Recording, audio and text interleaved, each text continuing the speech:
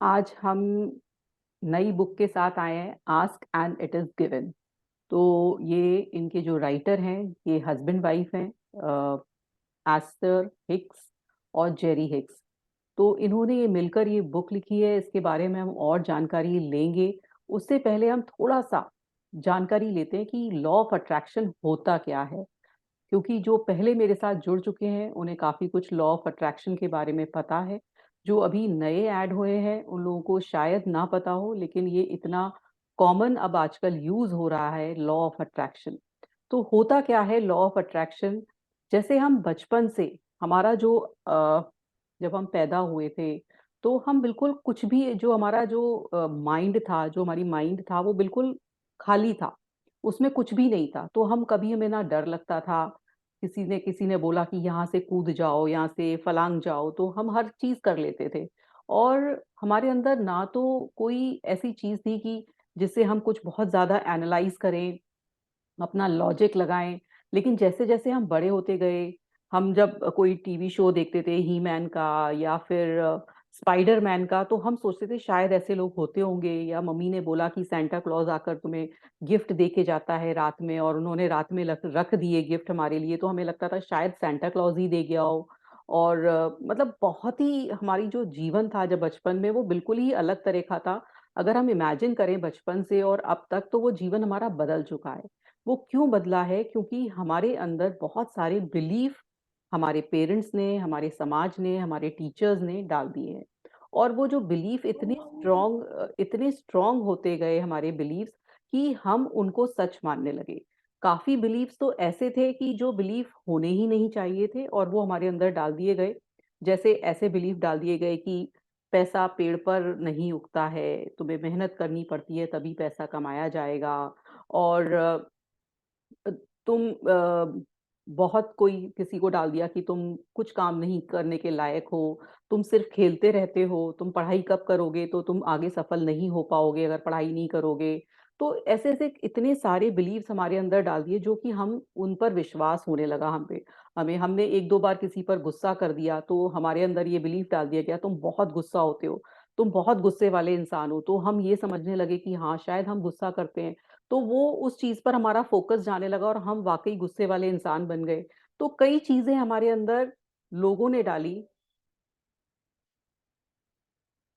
कई चीज़ें हमारे अंदर लोगों ने ऐसे डालते गए और हम उन पर विश्वास करते गए, अपना बिलीफ बनाते गए, और हमें ये लगने लगा कि ये हमारी असली ये ज़िंदगी है। अगर कोई हमसे पूछे कि हम कैसे हैं, तो हम औरों के औरों के द्वारा बताई गई बातें बताते हैं कि वो पर्सन मेरे लिए ये कहता है, तो शायद मैं ऐसा होऊँगा। हमने कभी एनालाइज़ ही नहीं किया कि हम कैसे हैं। अगर हमारे अंदर गुस्सा है, अगर हमारे अंदर जेलसी है, अगर हमारे अंदर कंपैरिज़न है, तो ये कहाँ से आया? किधर से आया? क्योंकि मैंने इसका धीरे-धीरे, धीरे-धीरे जो बचपन से मुझे सिखाया गया, मैंने उसको बिलीफ बना लिया। और वो इतना स्ट्रॉन्ग बिलीफ हो जाता है कि हम जो सोचने लगते हैं, वो हमारे साथ होने लगता है। तो लॉ ऑफ अट्रैक्शन यही कहता है कि जो आप सोचते हो, जो आप फ़ील करते हो, वो आपकी लाइफ़ के साथ होने लगता है। तो कभी भी लॉ ऑफ अट्रैक्शन जो कहते हैं ना कि हमारी लाइफ़ हमने नहीं लिखी है, डेस्टिनी ने लिखी है।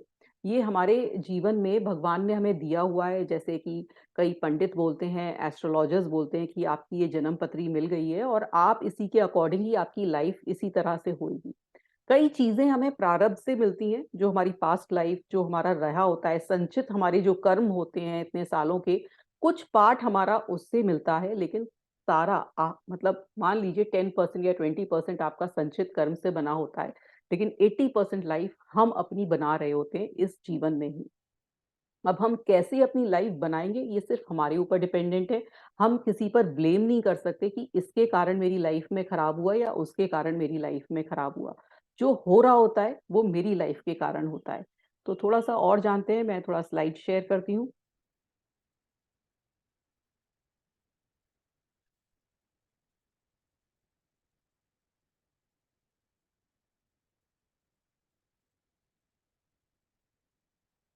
What is law of attraction? Law of attraction क्या कहता है कि लाइक अट्रैक्ट्स लाइक। जैसे कि हमने मूवी में भी सुना है कि आप जिस चीज़ को शिद्दत से चाहते हो, तो वो चीज़ आप कायनात भी आपको वो चीज़ देती है। तो ऐसे ही हमारी लाइफ में होता है कि जिस चीज पर हम फोकस करते हैं, अब ये फोकस हमारे ऊपर डिपेंड करता है कि हम फोकस किस चीज पर कर रहे हैं।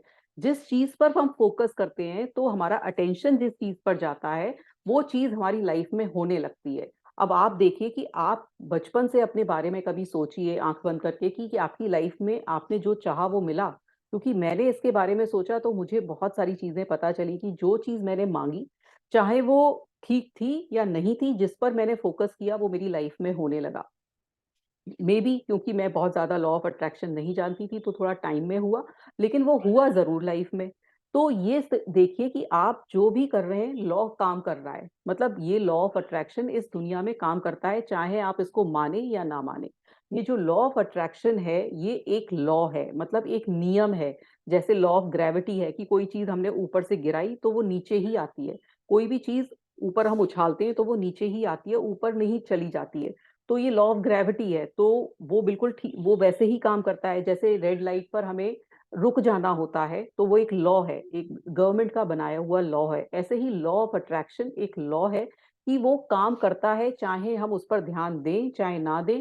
हम जो भी सोच रहे हैं, जो भी हमारी थिंकिंग है, जो भी जिस चीज को हम फील कर रहे हैं वो हमारी लाइफ में आने लगता है।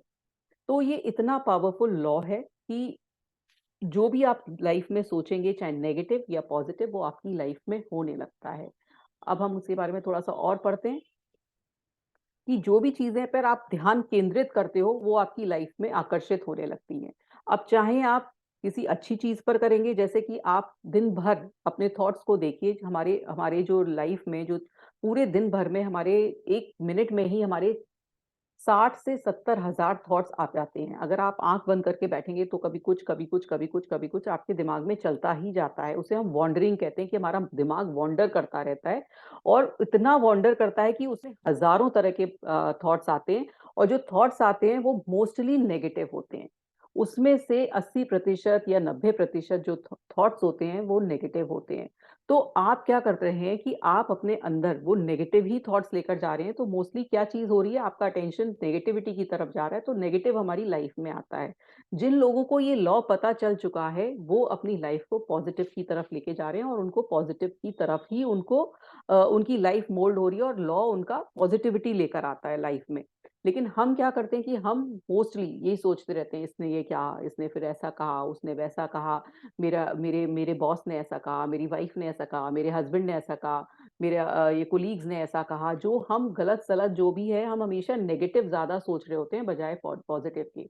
अब हम इस बुक के द्वारा ये जानेंगे कि कैसे पॉजिटिव ज्यादा जाएं, कैसे हम पॉजिटिविटी की तरफ जाएं, और कैसे हम अपनी लाइफ को चेंज करें, जिससे कि जो भी हम चाहते हैं वो हमारी लाइफ में आने लगे।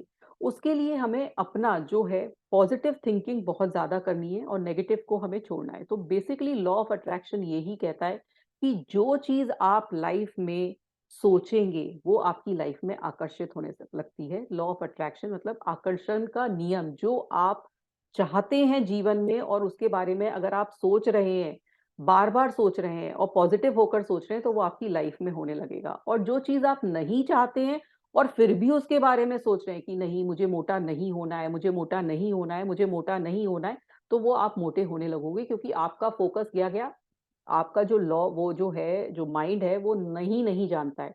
तो वो नहीं नहीं सोच रहा है, वो सिर्फ़ मोटा सुन रहा है, तो वो आपको मोटा करने लगेगा।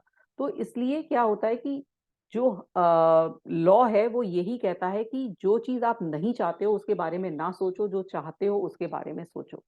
अब हम क्या है, हम एनर्जी से बने हुए हैं, हम छोटे-छोटे जो भी चीज़ें अगर हमको देखा जाए तो हम एनर्जी हैं, और सब चीज़ एनर्जी है हमारी तरफ, हमारे चारों तरफ। तो जो थॉट हम निकाल रहे हैं वो भी एनर्जी है।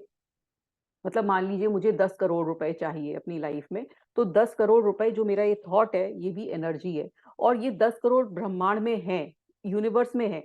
तो जब वो उस एनर्जी से, उस चीज़ से अट्रैक्ट होगा, उस थॉट से, मतलब मेरा जो थॉट है, उस ब्रह्मांड के 10 करोड़ रुपए से मिलेगी उसकी फ्रीक्वेंसी, तो वो मेरी लाइफ में आने लगेंगे। तो सब चीज़ एनर्जी है, इस पर ध्यान रखिए कि जो हम सोच रहे हैं, जो हम अपना वाइब्रेशन दे रहे हैं, वो सब एनर्जी है। तो ये ऐसे ही वर्क करता है जो आकर्षण का सिद्धांत है। कि जब हम पॉजिटिव अगर सोचेंगे तो हमारी लाइफ में पॉजिटिव होने लगेगा, अगर हम नेगेटिव सोचेंगे तो हमारी लाइफ में नेगेटिव होने लगेगा। तो इस पर ये ध्यान देना है कि हम सोच क्या रहे हैं, हमारी फीलिंग्स क्या जा रही हैं। सबसे ज़्यादा ज़रूरी होता है कि हम फ़ील क्या कर रहे हैं। जब हमारे अंदर एक थॉट पैदा होता है तो वो उससे क्या होती है, एक इलेक्ट्रिक वेव पैदा होती है। और जब वो थॉट फीलिंग में कन्वर्ट होता है तो इलेक्ट्रोमैग्नेटिक वेव पैदा होती है, जिससे हमारा ऑरा बनता है। कहते हैं ना कि ये पर्सन बहुत, जिसके पास बैठने से बहुत अच्छा लगता है, जैसे कोई साधु महात्मा है, तो वो क्यों अच्छा लगता है? क्योंकि उनका जो ऑरा है, जो उनके अंदर के थॉट्स हैं, उनके अंदर की जो फीलिंग्स हैं, वो क्या है, बिल्कुल प्योर हैं, पॉजिटिव हैं। इसलिए वो जो उनका ऑरा है वो बहुत अच्छा लग रहा होता है। और कई लोगों का ऑरा बहुत नेगेटिव होता है तो उनके पास बैठ के भी हमें अच्छा नहीं लग रहा होता है। तो जो ऑरा बनता है वो हमारी फीलिंग से ही बनता है। ये हमें हमेशा ध्यान रखना चाहिए और अपना जो ऑरा है, जो हमारे थॉट्स हैं, उनको क्लीन करना चाहिए, जिससे कि हमारा जो थॉट्स बाहर जाएँ, जो भी चीज़ हमें अट्रैक्ट करनी है, वो बिल्कुल हमें क्लैरिटी से मिले। अब माइंड हमारा 2 टाइप का होता है, एक कॉन्शियस माइंड, एक सबकॉन्शियस माइंड। जो 95% जो माइंड होता है वो हमारा जो वर्क करता है वो सबकॉन्शियस माइंड करता है। कॉन्शियस माइंड हमारा, जैसे मैंने हाथ ऊपर उठाया, नीचे किया, मेरे लेग मूवमेंट, मेरा जो बॉडी मूवमेंट है, मैं क्या सोच रही हूँ इस समय, मैं क्या लॉजिक लगा रही हूँ, मैं आपसे जो बोल रही हूँ, वो मेरा कॉन्शियस माइंड कर रहा है। और सबकॉन्शियस माइंड क्या होता है, वो जो मेरे इंटरनल जितना भी हो रहा है, मेरा मैं जो सांस ले रही हूँ, वो मेरा सबकॉन्शियस माइंड कर रहा है। मेरे अंदर जो, मेरे बॉडी के अंदर जो भी चेंजेस आ रहे हैं, डाइजेशन हो रहा है, मेरे अंदर जो नर्व्स के अंदर जो ब्लड ट्रेवल कर रहा है, वो सब सबकॉन्शियस माइंड कर रहा होता है। अब जो कॉन्शियस माइंड है वो लॉजिक जानता है।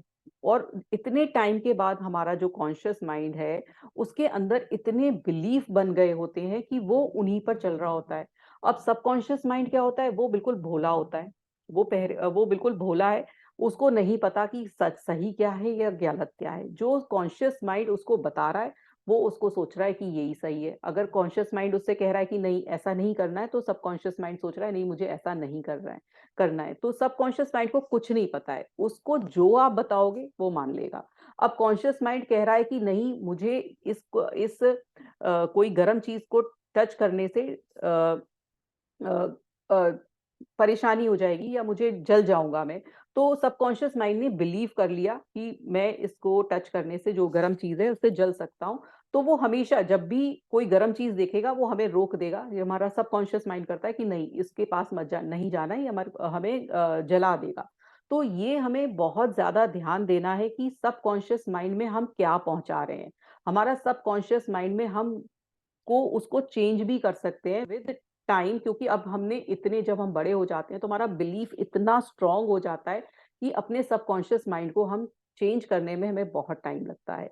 जैसे कि कोई भी हमने हैबिट बना ली, मान लीजिए कोई पान मसाला खाता है, कोई ड्रिंकिंग करता है, स्मोकिंग करता है, तो उस वो सबकॉन्शियस माइंड तक पहुंच जाती है, क्योंकि जो भी चीज हम रिपीटेडली रिपीटेडली करते हैं वो हमारी हैबिट बन जाती है। और जब हैबिट बन जाती है तो वो सबकॉन्शियस माइंड तक पहुंच जाती है। तो ऐसे ही जो बिलीफ्स हैं हमारे, जो हमने इतने सारे अपने इतने सालों में सीखा है, वो हमारे एकदम स्ट्रॉन्ग बिलीफ हो गए हैं। तो उन्हें हमें निकालना सबकॉन्शियस माइंड से बहुत मुश्किल है, लेकिन हमें ये करना है। अगर हम ये नहीं करेंगे तो हम अपनी लाइफ को चेंज नहीं कर पाएंगे। जब रिपीटेडली हम एफर्मेशंस के द्वारा, जो एफर्मेशंस होती हैं, जिसमें ये भी मैं आपको बताऊँगी कि अफ़र्मेशंस हम जो पॉज़िटिव चीज़ें हैं अपने बारे में बोलेंगे, हम नेगेटिव चीज़ें अपने बारे में बोलना छोड़ेंगे, क्योंकि सबकॉन्शियस माइंड बहुत बुद्धू है, बहुत भोला है, उसको जो आप बोलोगे वो सही मान लेता है। और रिपीटेडली बोलोगे वो मान लेगा। इसलिए हमें अपने जो शब्द हैं उन पर भी बहुत ध्यान देना है कि हम शब्द बोलते क्या हैं। मैं बहुत बिज़ी हूँ, अगर आप ये ऐसा शब्द बोलते हैं तो आप वाक़ई बिज़ी होने लगेंगे। आप बोलेंगे, अगर आप ये बोलते हैं कि मैं हर चीज़ को भूल जाता हूँ, अरे पता नहीं क्या हो गया है, पता नहीं कहाँ-कहाँ चीज़ें रख के भूल जाता हूँ, तो आप वाक़ई भूलने लगेंगे। जो चीज़ आप बार-बार अपने बारे में बोलेंगे, वो आपकी लाइफ़ में होने लगेगा। जो भी चीज़ आप दूसरे के बारे में बोलेंगे, अरे वो पर्सन तो ऐसा है या वैसा है, आप गॉसिप कर रहे हो, तो आपका सबकॉन्शियस माइंड नहीं जानता कि रियल कौन है, मतलब वो सिर्फ आपको जानता है। और आप तो बोल रहे हो XYZ पर्सन के बारे में कि वो उसके बारे में बोल रहे हो कि उसने ऐसा, वो ऐसा है, उसके बारे में आप कह रहे हो कि ये सही नहीं है, उसने ऐसा किया, तो वो आपका सबकॉन्शियस माइंड आपके बारे में सोच रहा है कि आपके बारे में ही बोला जा रहा है, तो वो आपको वैसा ही बनाने लगेगा, जबकि वो XYZ पर्सन ऐसा है। इसलिए गॉसिप ना करिए, इसलिए किसी और के बारे में थॉट्स मत पैदा करिए कि उसने ऐसा किया, उसने वैसा किया, तो आपका सबकॉन्शियस माइंड आपको ही वैसा कर रहा होता है। तो इतना ध्यान ओके। रखना है हमें अपने अपने बारे में, और हम क्या सोच रहे हैं हमारी सोच के बारे में। तो ये सोच, अब आप सोचेंगे कि इतना मैं कैसे बदल सकता हूँ, ये कैसे मैं अपने थॉट्स को सही कर सकता हूँ, इसका सबसे ज्यादा अच्छा तरीका होता है मेडिटेशन। जब हम मेडिटेट करते हैं और अपने कॉन्शियस माइंड जब बंद करके अपनी आंखें और अपने थॉट्स पर ध्यान देते हैं कि एक्चुअल में मैं क्या सोच रहा हूँ, एक्चुअल में मैं क्या, मेरी थिंकिंग क्या है, जब आप बैठ के ये दिमाग लगाएंगे और तब आप ये सोचेंगे कि कॉन्सेंट्रेट होकर कि मेरे थॉट्स क्या हैं और मैं कैसे अपने इनको चेंज कर सकता हूँ। जब अपना ध्यान रखेंगे, अपने बारे में जब दिमाग लगाएंगे, तो आपके थॉट्स धीरे धीरे चेंज होने लगते हैं। जैसे हम एक रास्ते पे जाते हैं, एक रास्ते पे चलने लगते हैं, चलने लगते हैं, चलने लगते हैं, तो वो रास्ता चौड़ा होने लगता है, वो पगडंडी, मान लीजिए वहां पहले कूड़ा करकट था, और फिर आप उस रास्ते से चलने लगते हैं, चलने लगते हैं, चलने लगते हैं, तो वो रास्ता चौड़ा हो जाता है और वहां सड़क बन जाती है। ऐसे ही हमारा दिमाग है। दिमाग का जो, जब आपने वो, आपके में वो नहीं है कि आप कोई अच्छा थॉट सोच सकते हैं, लेकिन अब आपको वो थॉट सोचना है, तो आप 1 दिन सोचेंगे, 2 दिन सोचेंगे, 3 दिन सोचेंगे। जब आप लगातार सोचने लगते हैं, तो वो आपके दिमाग में एक पैटर्न बन जाता है, और आप वो चीज आपके संग होने लगती है और आप वैसे होने लगते हो। तो जैसे हमें एक पगडंडी में रास्ता बनाना है, ऐसे ही हमें अपने दिमाग में भी वैसा ही रास्ता बनाना है, वैसे ही आगे चलना है, जिससे कि हमारी लाइफ चेंज होने लगे। तो जहाँ भी हम अटेंशन डालते हैं, ये मैंने बताया, वहीं एनर्जी फ्लो होने लगती है। अगर हम किसी चीज़ पर, मान लीजिए मेरे पैर में दर्द है, और मेरे पैर में दर्द है और मैं 10 लोगों से बोल रही हूँ, पता है आज मेरे पैर में दर्द हुआ, पता है आज मेरे पैर में दर्द है। किसी से फ़ोन पे बात की, आज पता है आज मेरे पैर में दर्द है। फिर किसी कोई हस्बैंड आया, उससे बोला, आज पता है आज मेरे पैर में दर्द है। फिर उसके बाद मैंने अपनी बच्चों से बोला, मदर इन लॉ से बोला, सबको बोला, तो क्या हुआ, मेरा जो अटेंशन है वो कहाँ गया, पैर पर गया। तो वो पैर का दर्द घटने की बजाय बढ़ने लगेगा। तो जहां मैं अपना अटेंशन डालूंगी, वहीं एनर्जी फ्लो होने लगेगी। अब मान लीजिए आप किसी के बारे में कुछ गलत सोच रहे हैं, आपने पहले दिन सोचा, दूसरे दिन सोचा, तीसरे दिन सोचा, तो आपका अटेंशन क्या क्या गया, उस पर्सन पे गया कि वो गलत है, गलत है, उसने मेरे साथ ऐसा किया, तो वो पर्सन और गलत आपके साथ करने लगेगा। तो जहां भी आप अटेंशन डालोगे, एनर्जी वहां फ्लो करने लगेगी। तो आपका जो पैर का दर्द है, आपको नहीं बताना है किसी को, सिर्फ डॉक्टर को बताना है मेरे पैर में दर्द है। जहां भी आप नेगेटिव चीजों पे, जहां भी फोकस डालोगे, एनर्जी वहां फ्लो करने लगती है। तो ये बहुत ध्यान देने की जरूरत है कि आप किधर अपनी एनर्जी डालते हो। तो स्वामी विवेकानंद और गौतम बुद्ध ने, जो गौतम बुद्ध भी इनिशिएटर थे लॉ ऑफ अट्रैक्शन के, उन्होंने कहा कि हम जो कुछ भी है, वो हम आज तक हमने क्या सोचा है, इसका परिणाम है। जो आज हमारा प्रेजेंट जो हम हैं, वो हम क्या सोचते हैं, उस पर उस वो बन गए हैं हम। जो भी हमने बचपन से और अब तक जो सोचा है, वो हमारा अभी जो दिख रहा है, वो हमारा वो चीज है। अब उसके बाद स्वामी विवेकानंद नंद ने भी ऐसे ही कहा कि हम वो हैं जो हमारे, जो हमें हमारी सोच ने बनाया है। इसलिए इस बात पर ध्यान रखिए कि आप क्या सोचते हैं। शब्द गौण है, विचार रहते हैं, वे दूर तक यात्रा करते हैं। मतलब आप क्या सोचते हैं और आप क्या बोलते हैं, आपकी जो बोली है, अगर उसमें आप नेगेटिव वर्ड्स ज्यादा यूज करते हैं, जैसे कि आप कहीं ट्रैफिक जैम में फंसे हैं और आप ट्रैफिक जैम में बोल रहे हैं, अरे ये कहाँ से निकाल ले गया, इधर देखो ये कैसे हो गया, ये सब आप सुबह से ही जब आप ट्रैफिक में जा रहे हो और आप दूसरों पर दिमाग लगा रहे हो, तो आपकी लाइफ में भी वो होने लगता है। इसलिए आप ध्यान दीजिए कि आप कर क्या रहे हैं। आप उन चीजों को चेंज करने की कोशिश ही मत करिए जो आपके हाथ में है ही नहीं। ट्रैफिक आप चेंज नहीं कर सकते, आप गवर्नमेंट में क्या हो रहा है ना, मोदी जी ने क्या किया, या चीफ मिनिस्टर ने क्या किया, या आपके जो आपका एमएलए है उसने क्या किया, आप नहीं चेंज कर सकते, तो उसके बारे में गॉसिप करने की जरूरत नहीं है। क्रिकेट मैच हुआ, तो मैच के बारे में, अरे उसने ऐसा बॉलिंग कर ली, इसको ऐसे नहीं करनी चाहिए, गुस्सा हो रहे हैं, हाइपर हो रहे हैं, वो आपके हाथ में है ही नहीं। आप मत करिए। आप क्या चेंज कर सकते हैं, सिर्फ अपने आप को। आप अपने पास के बच्चे को भी चेंज नहीं कर सकते। सिर्फ आप किसको चेंज कर सकते हैं, अपने आप को। तो अपने आप को चेंज करने में दिमाग लगाइए। जो चीज आपके हाथ में है ही नहीं, उसको कंट्रोल में मत लाइए। तो ये जो लॉ ऑफ अट्रैक्शन हमें कैसे यूज करना है, हमें ऐसे ही यूज करना है कि हमें नेगेटिव चीजों को दिमाग में ना रख के पॉजिटिव चीजों पे फोकस करना है। ये हम करेंगे और आगे से यही ध्यान रखेंगे कि हम ज्यादा से ज्यादा पॉजिटिविटी की तरफ रहें। तो ये हमारा फ्रीक्वेंसी चार्ट है। जो फ्रीक्वेंसी चार्ट है, अगर हम हमारे अंदर शेम, गिल्ट, अपैथी, मतलब अगर हम बहुत लोग शर्म करते हैं या हमारे अंदर कोई गिल्ट है, कोई हमारे अंदर कोई इस तरह की भावना है कि हमने ऐसा ये काम क्यों किया, या हम किसी से जेलस होते हैं, या हमारे अंदर बहुत ज्यादा गुस्सा है, या हमारे अंदर बहुत ज्यादा ईगो है, या मतलब इस तरह का फॉल्स प्राइड है कि मैं तो बहुत ही अच्छा हूँ, इस तरह का ईगो है इस टाइप का, तो आप लोअर फ्रीक्वेंसी में वाइब्रेट करते हैं।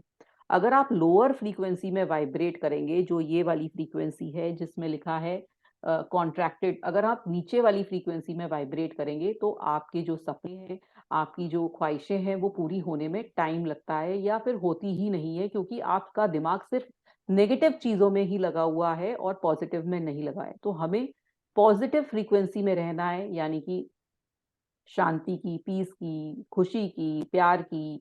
और सबसे ज्यादा जो इसमें नहीं लिखी हुई है वो होती है ग्रैटिट्यूड की, कि कितना हम अपनी लाइफ में लोगों के प्रति शुक्रिया देते हैं, लोगों को धन्यवाद देते हैं, क्योंकि धन्यवाद देना हमारी लाइफ में बहुत ज्यादा जरूरी है। और जितना हम धन्यवाद देंगे, जितना हम हायर फ्रीक्वेंसी में जाएंगे, उतनी जल्दी हमारे अपने जो भी हमारे गोल्स हैं वो मैनिफेस्ट होंगे।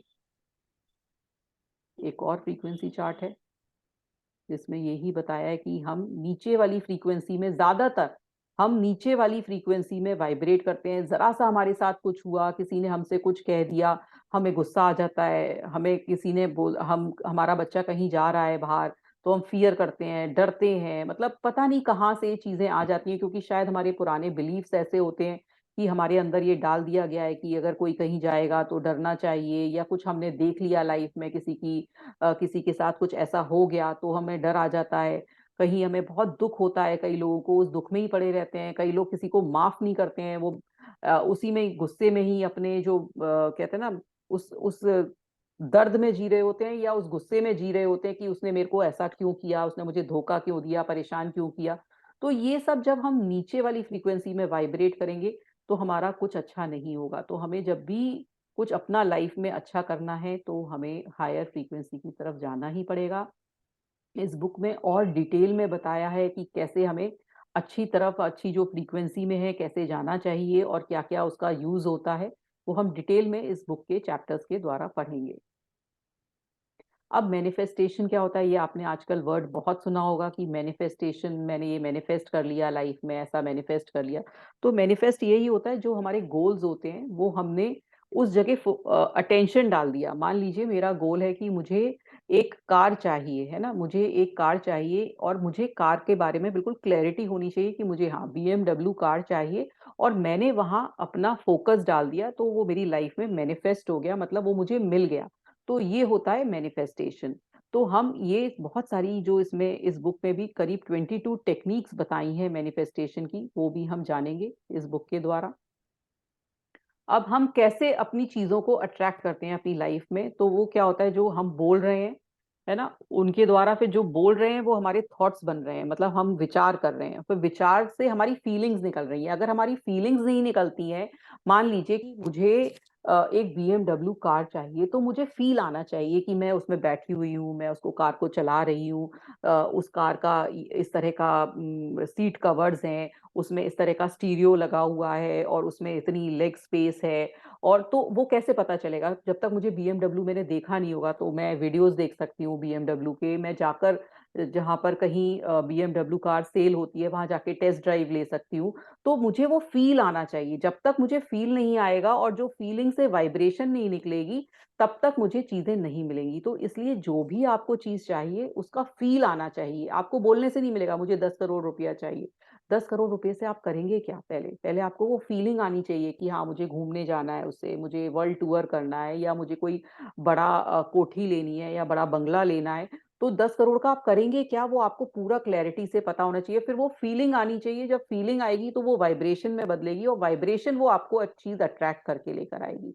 और ये नहीं है कि सिर्फ मैंने ये सारे सपना देख लिया और मैंने विजुअलाइज कर लिया, तो मेरी लाइफ में सब कुछ होने लगेगा। वो तब होगा जब आप उसके लिए एक्शन करेंगे। और एक्शन कैसे होगा? आप बोलेंगे कि एक्शन तो मेरे को आता नहीं है, लेकिन जब आप विजुअलाइज करेंगे, जब आप अपनी लाइफ में मैनिफेस्ट करेंगे, जब आप अपनी लाइफ में पॉजिटिविटी की तरफ होकर आप ये जब कुछ भी सपना देखेंगे, तो वो रास्ते निकलते आएंगे। जैसे आपने मैंने सोचा कि मुझे बीएमडब्ल्यू चाहिए, तो मेरे को बीएमडब्ल्यू तो पैसे चाहिए ना उसके लिए। ऐसा तो नहीं है कि बीएमडब्ल्यू मुझे मैंने सोचा और मुझे मिल जाएगी, ऐसा नहीं होगा। बीएमडब्ल्यू के लिए जो जितना पैसा चाहिए, तो शायद रास्ते खुल जाएंगे कि मुझे इस तरह से मैं कुछ करने लगूं, या मेरा बिजनेस इतना ग्रो कर जाएगा, या मुझे कहीं से ऑफर मिल जाएगा और बिजनेस करने का। वो तरीके खोल देगा, लेकिन मेहनत मुझे ही करनी पड़ेगी। जो यूनिवर्स है आपको बहुत जल्दी तरीके खोलेगा, जल्दी जल्दी आपका काम होने लगेगा और आपको वो चीजें मिलने लगेंगी। तो ये तरीका होता है। ये नहीं है कि आपने सोचा तो आपको कोई लॉटरी का टिकट मिल जाएगा, ऐसा नहीं होगा। आपको बस ये होगा कि जो आपका रास्ता है वो बहुत तेजी से होने लगेगा। अब हम इस बुक के बारे में पढ़ेंगे। जो ये बुक है, ask and it is given, जो लिखी है by Esther and Jerry Hicks ने, जिसका हिंदी रूपांतर का पीडीएफ मुझे नहीं मिला है। जो चाहे वो कैसे पाए। अगर आपको ये हिंदी में पढ़नी है स्पेशली, तो आप अमेज़न से आप ऑर्डर कर सकते हैं। तो अमेज़न पर ये बुक अवेलेबल है, लेकिन क्योंकि इसका पीडीएफ हिंदी में नहीं है, तो हम इंग्लिश में पढ़ेंगे, जिसे मैं ट्रांसलेट इंग्लिश में हिंदी में करती चली जाऊंगी। अब ये हैं हमारे दोनों हस्बैंड वाइफ हैं। ये एसर हिक्स हैं, ये जेरी हिक्स हैं। ये इनकी ओनली है तस्वीर एस्टर हिक्स की, और ये दोनों इनका यंग जब थे तब उनका तस्वीर है। तो इनके बारे में मैं थोड़ा सा बताऊंगी कि ये दोनों हस्बैंड वाइफ हैं, और इन्होंने जो ये बुक लिखी है वो इनके ये जो इनकी बुक लिखी गई है, ये इन्होंने इनको ग्रुप ऑफ कॉन्शियसनेस ने लिखवाई है, जिनका नाम अब्राहिम है। उनके बारे में भी आज हम बुक में और डिटेल में पढ़ेंगे कि अब्राहिम कौन थे और इन लोगों को कैसे मिले। तो ये था यहाँ तक। तो अभी तक किसी का कोई क्वेश्चन हो तो मुझसे पूछ सकते हैं। किसी के थोड़ा सा मुझे अगर नहीं समझ में आया हो, किसी को थोड़ा सा और पूछना हो लॉ ऑफ अट्रैक्शन के बारे में, तो पता कर सकते हैं। नहीं तो ठीक है, हम आगे चलेंगे। आज का रूबी आप पढ़ोगे बुक को? हाँ, कर सकती हूँ। ठीक है, आज आप पढ़िए। फिर आप लोग मैं आप सबसे कोई भी जो लोग पढ़ सकते हैं वो आप वॉलंटियर कर सकते हैं नेक्स्ट टाइम से। आज रूबी जी से रीडिंग कराते हैं, तो थोड़ा देखते हैं बुक के बारे में। ये जो बुक है उसमें ये दो टू पार्ट्स में बुक है। एक पार्ट 1 है और एक पार्ट 2 है। तो जो पार्ट 1 है उसमें हम हमारे पार्ट 1 में ये है कि जो पार्ट 1 है उसमें चैप्टर्स हैं, छोटे छोटे चैप्टर्स हैं, बहुत ही बढ़िया चैप्टर्स हैं, जिसमें उन्होंने बहुत सिंपल वे में बताया है कि कैसे लॉ ऑफ अट्रैक्शन काम करता है। तो ये चैप्टर्स हैं जो कि अगर बहुत छोटे हैं तो मैं चाहती हूँ कि हम या 3 3 चैप्टर्स डेली पढ़ें। तो मेरा जो सेशन है वो मंडे, वेडनेसडे, थर्सडे, फ्राइडे रहेगा। तो मैं चाह रही थी कि ये 1 2 3 चैप्टर्स जैसे हम एक दिन में पढ़ लें। अगर हमारा टाइम ओवर हुआ तो हम 2 ही चैप्टर पढ़ेंगे, लेकिन कोशिश करेंगे कि हम 3 चैप्टर एक दिन में पढ़ लें। उसके बाद ये 22 चैप्टर्स हैं पूरे इस बुक में। उसके बाद इसमें जो पार्ट 2 है उसमें 22 टेक्निक्स हैं। ये देखिए, ये सारे चैप्टर्स हैं, इसमें अलग अलग चैप्टर्स हैं। उसके बाद जब ये चैप्टर्स खत्म हो जाएंगे, जो पार्ट जो इसका 2 है वो टेक्निक्स हैं। इसमें 22 टेक्निक्स बताई हैं। ये देखिए, process to help you achieve what you now remember. तो इसमें इंट्रोड्यूसिंग 22 प्रूवन प्रोसेसेस। जो ये 22 टेक्निक्स हैं, ये हम डेली एक लेंगे। ये हम दो दो टेक्निक या 3 3 टेक्निक एक दिन में नहीं लेंगे, ये हम डेली लेंगे। जब ये टेक्निक शुरू होंगी तो मैं अपना जो सेशन है उसका डेज बढ़ा दूंगी। वो मैं आपको बाद में बताऊंगी कि कौन से डेज, कितने ज्यादा हम डेज रखेंगे। तो ये टेक्निक्स हम डेली लेंगे और ये संग में हम टेक्निक्स करेंगे। मतलब इन टेक्निक्स को हम सब फॉलो करेंगे और अपनी लाइफ में ये लेकर आएंगे। मतलब टेक्निक्स को ये नहीं है कि सिर्फ पढ़कर रख लेंगे, मैं डेली आपको टास्क दूंगी और डेली आपको ये टेक्निक करनी है। तो ये ध्यान रखिए, टेक्निक्स बहुत ही अच्छी हैं। जो आप यूट्यूब पर तरह तरह की टेक्निक्स, मैनिफेस्टेशन टेक्निक्स देखते रहते हैं, किसी ने एक बता दी, किसी ने दूसरी बता दी, तो मोस्टली वो ये ही टेक्निक्स हैं जिनको डिफरेंट डिफरेंट वे में लोग बताते रहते हैं। तो जो एस्टर हिक्स और जो जेरी हिक्स थे, इन्होंने लॉ ऑफ अट्रैक्शन को काफी हद तक बहुत अच्छी तरह से एक्सप्लेन किया है। इनके द्वारा ही लॉ ऑफ अट्रैक्शन की बुक्स बहुत ज्यादा लिखी गई हैं, और इन्होंने काफी बुक्स लिखी इस लॉ ऑफ अट्रैक्शन के बारे में। तो ये है, ये हमारा है, ये सारा ये चैप्टर्स के बारे में है। तो इस तरह से रहेगा, किसी का कोई क्वेश्चन हो तो वो पूछ सकता है कि किस तरह से कुछ जानना हो। दी मेरे को एक चीज पूछना है। हाँ, बताइए बताइए। मैनिफेस्टेशन के लिए फीलिंग जरूरी है। मैं गवर्नमेंट जॉब मैनिफेस्ट करना चाहता हूँ, मैं टेक्निक फॉलो कर रहा हूँ सब कुछ, फीलिंग उतना नहीं आता है, तो हाँ क्या जी। करना चाहिए इसके लिए? क्या मतलब हाँ, तो आप ऐसा करिए, गवर्नमेंट जॉब, आप कौन सा गवर्नमेंट जॉब चाहते हैं? मैम आप पहले एसएससी के क्लियर, लिए अभी पढ़ाई कर रहा हूँ, एसएससी सीजीएल के लिए।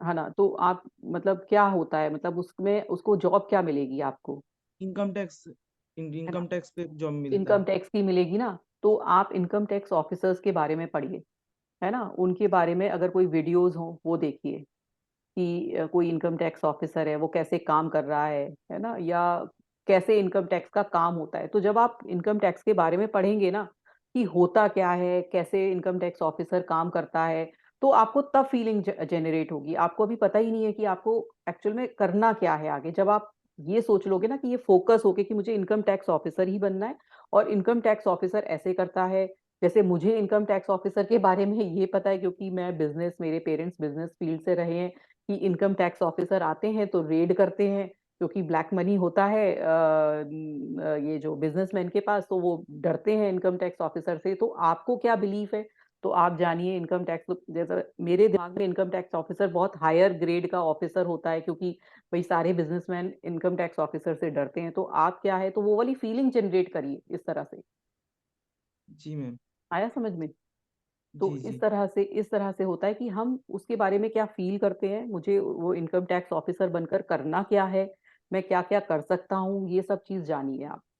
मैम एसएससी से जो जॉब लगता है ना, जी वहाँ जी। पे इनकम टैक्स का हिसाब देखना पड़ता है। बड़ा बड़ा बिजनेसमैन का जो हिसाब हाँ। होता है, कोर्ट पे कभी गवर्नमेंट को ले जाता है, जी तो अब जी ये जी। ऑफिसर उन दोनों के बीच में सेटलमेंट का काम करवाता जी है। जी जी जी तो जी। इसलिए इनका कैलकुलेशन पे बहुत पकड़ होना चाहिए। हाँ, तो आप इसलिए इमेजिन, हाँ मैं समझ में आ गया। अब आप इमेजिन करिए कि आप इनकम टैक्स ऑफिसर बन गए हैं, और आप कैसे बिजनेसमैनों के घर जा रहे हैं, फिर आप कैसे गवर्नमेंट को बता रहे हैं, है ना? तो ये सब इमेजिन करिए, फिर वो आपको फीलिंग अपने आप जनरेट होने लगेगी।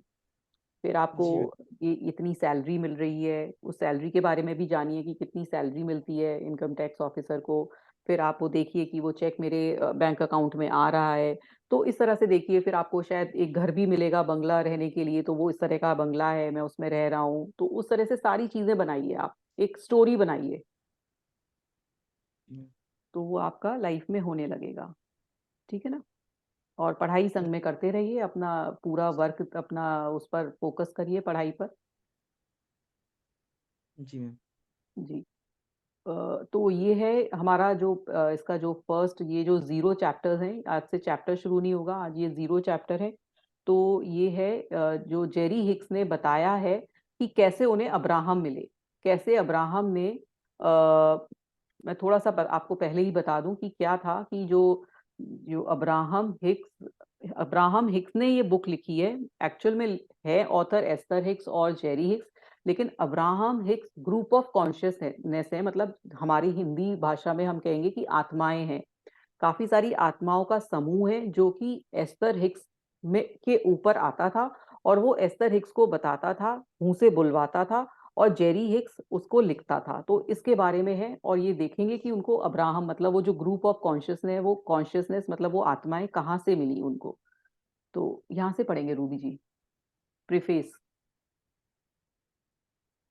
Preface, okay. Hmm. Sunlight is beginning to spill across the Malibu coastline as I begin this preface. and the deep indigo tint of the Pacific Ocean at this time of the morning seems to match the depth of pleasure I am feeling, as if I am imagining the value you are about to receive from the revelations within this book. Ask and it is given is certainly a book about our asking being answered by all that is. But it's primarily about how whatever we are asking for is being given to us. And it's also the first book to ever, in such clear terminology, give us a simple practical formula for how to ask for and then how to receive whatever we want to do, be, do, or have. तो ये जो book है उसमें हमें बहुत अच्छी तरह से, बहुत सिंपल और अच्छी तरह से बताया है कि जो हम मांगते हैं, जो जैसे कि बच्चा है, अगर बच्चे को भूख नहीं लगेगी तो माँ खाना नहीं देती है, ये बहुत बड़ी सेइंग है। तो वाकई यही सही है, जब तक हम मांगेंगे नहीं तब तक हमें मिलेगा कहाँ से। और हमें जो मांगना भी है वो भी हमें क्लैरिटी से पता होना चाहिए कि हमें मांगना क्या है। तो जब हम मांगेंगे तो वो हमें दिया जाएगा, बस हमें मांगना कैसे है और किस तरह से मांगना है वो इस बुक में हमें डिटेल में बताया गया है।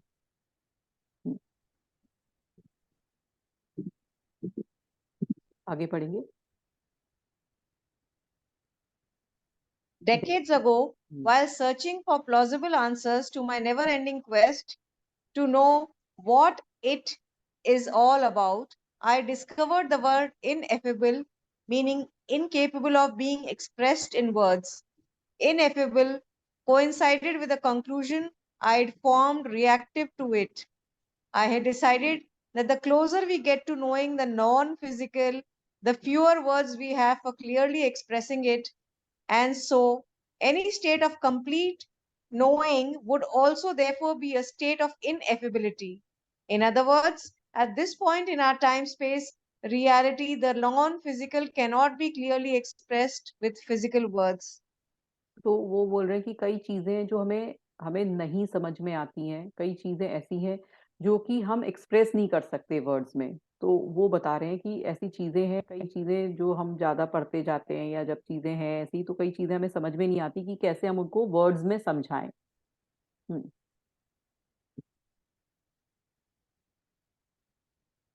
Through out Throughout physical history, we've evolved through and into billions of philosophies, religions, opinions, and beliefs. Yet, with the billions upon billions of thinkers thinking, concluding, and passing their beliefs on to the next generations, we have not, at least not in any words we can agree on, found physical words to express the non physical. तो हमें बहुत time से इतनी चीजें, हमारी इतनी thinking, इतने belief, जो हमारे बिलीव्स हैं वो कई तो हमारे इस जनरेशन के भी होते हैं, मतलब हमने बचपन से होते हैं, कई हमारे जीन्स में भी आए होते हैं, जो हमें पता नहीं कहाँ कहाँ से कौन कौन सी जनरेशन से हमारे अंदर बिलीफ आए हैं। तो वो भी हमारे अंदर होते हैं, तो जो हम एक्सप्रेस कर ही नहीं पाते, लेकिन हमारे अंदर कहीं ना कहीं वो बिलीव्स होते हैं। Recorded Recorded history has retained some form of documentation of but a few of the many beings who have consciously communicated with non-physical intelligence. Some were revered while some were damned by others. Most, however, who have been conscious of personal communication with the non-physical, perhaps in fear of being damned or even institutionalized, have decided to go and tell no one about their revelations.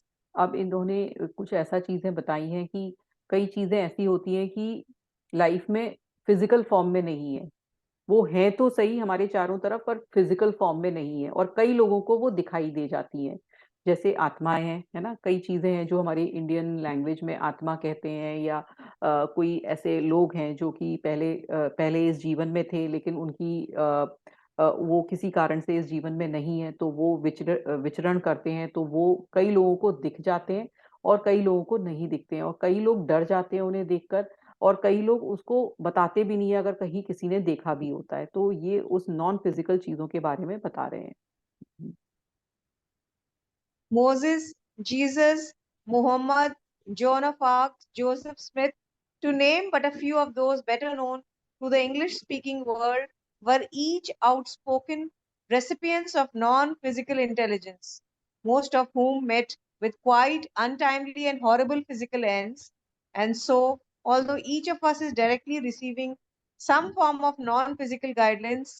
Only a few receive blocks of non-physical thought that are clear enough to be translated into our physical words, and of those fewer still are willing to disclose their experience to others. तो वो बोल रहे हैं कि ऐसे बहुत सारे लोग हैं जिनको इस तरह का एक्सपीरियंस हुआ है लेकिन नहीं बताना चाहते हैं। कई लोग को कई लोग समझते ही नहीं है इन चीज़ों को, कई लोग समझते हैं, पर उनका ये मानना है, जो जेरी बोल रहे हैं, कि ये चीज़ें होती हैं, इसलिए वो इस बिलीफ से बता रहे हैं। हाँ जी। I remind you of this information as a preface to what you were heard about to read. For my wife, Esther, is one of those rare persons who can, at will, relax her conscious mind enough to allow the reception of non-physical answers to whatever is asked. Somehow, Esther receives blocks of thoughts, not words, and just as a Spanish English translator would hear a thought projected in Spanish words and then translate the thought, not the actual words, into English words, Esther instantly translates the non-physical thought into its closest physical English word equivalent. तो जो एस्तर है उनको बता रहे हैं कि उनको भी ऐसे ही नॉन फिजिकल एंटिटी से मुलाकात हुई और वो कैसे उन्होंने वर्ड्स को भी इंग्लिश में अपने आप कन्वर्ट कर लिया, तो कोई था जो उसको कन्वर्ट कर रहा था, उसके बारे में ये बता रहे हैं। Please note Please note that since there aren't always physical English words to perfectly express the non-physical thought that Esther receives, she sometimes forms new combinations of words as well as using standard words in new ways. For example, capitalizing them when normally they would not be, in order to express new ways of looking at life. And for that reason, we created a brief glossary at the back of this book in order to clarify our uncommon usage of some common words. In other words, there is the common term well being, meaning the state of being happy, healthy, or prosperous. But the basis of Abraham's uncommon philosophy is translated into English as well being. It's about the broader universal, non physical well being that flows naturally to all of us unless we do something to pinch it off. Also, within the text, we will initially put in quotation marks any coined words that you wouldn't find in any dictionary, but whose meanings are obvious, such as overwhelmment or endedness. तो उन्होंने बोला कि कई चीजें ऐसी हैं जो Esther ने बोली जिसका कोई मतलब नहीं था, लेकिन उन्होंने कुछ ना कुछ मतलब बनाया, है ना। और उन्होंने इस बुक के पीछे भी वो वाले वर्ड्स लिखे हैं, जैसे ओवरवेलमेंट, जो कि कोई वर्ड नहीं होता है, और कई चीजें उनको ऐसी दिखाई दी, है ना, जो कि वो नॉन फिजिकल लोग बोल रहे थे, जो कि अच्छी तरह से ट्रांसलेट नहीं हो पाई, लेकिन उन्होंने पूरी कोशिश करी, जेरी ने, उसको समझने की, क्योंकि आस्तर तो बोलती थी जिनके ऊपर कॉन्शियसनेस आती थी, और जेरी जितना समझ पाए उन्होंने उतना उसको समझा और उनको कन्वर्ट किया। Since 1986, Esther and I have traveled to about 50 cities a year presenting workshops, and any of the attendees can discuss or pose questions on whatever subject they want to talk about. No subjects are off limits. People have come by the thousands from different ethnic groups, from different walks of life, from different philosophical backgrounds, all wanting to improve life in some way, either directly for themselves or indirectly by assisting others. And to those thousands who have asked for more, the answers have been given through Esther Hicks from Non-Physical Intelligence. तो वो ये बोल रहे हैं कि जब उन्होंने बहुत सारी सिटीज में गए, बहुत सारे लोगों को उन्होंने अपने लेक्चर्स दिए, कम से कम 50 सिटीज में गए, और उन्होंने सब लोगों से डिस्कस किया कि क्या मतलब बताया उन लोगों को कि क्या ये लॉ ऑफ अट्रैक्शन होता है, और जिन लोगों को कोई आउट ऑफ द वे भी हेल्प चाहिए थी, मतलब कुछ और अपनी लाइफ के बारे में जानना था, या उनकी लाइफ में क्या प्रॉब्लम्स हो रही हैं उनके बारे में उनको जानना था, तो उनको जवाब दिए एस्थर ने। वो एस्थर के जो ऊपर जो कॉन्शियसनेस थी उसने जवाब दिए, जो भी नॉन फिजिकल एंटिटी जो भी एस्थर पर आती थी, उन्होंने उनको जवाब दिए और उनको उनके आंसर मिले, और कई लोगों को, मतलब इन्होंने बताया इतने हजारों लोगों को उनकी क्योंकि वो हर को असिस्ट करने के लिए तैयार रहते थे, वो दोनों हस्बैंड वाइफ, और जो एस्तर थी हर की मदद करने के लिए तैयार थी। तो हजारों लोगों की उन्होंने मदद करी अपनी इस जो नॉन फिजिकल जो इंटेलिजेंस थी उसके द्वारा। And so, in response to the asking by those like you who want to know more, this philosophy of well-being has evolved into the creation of this book.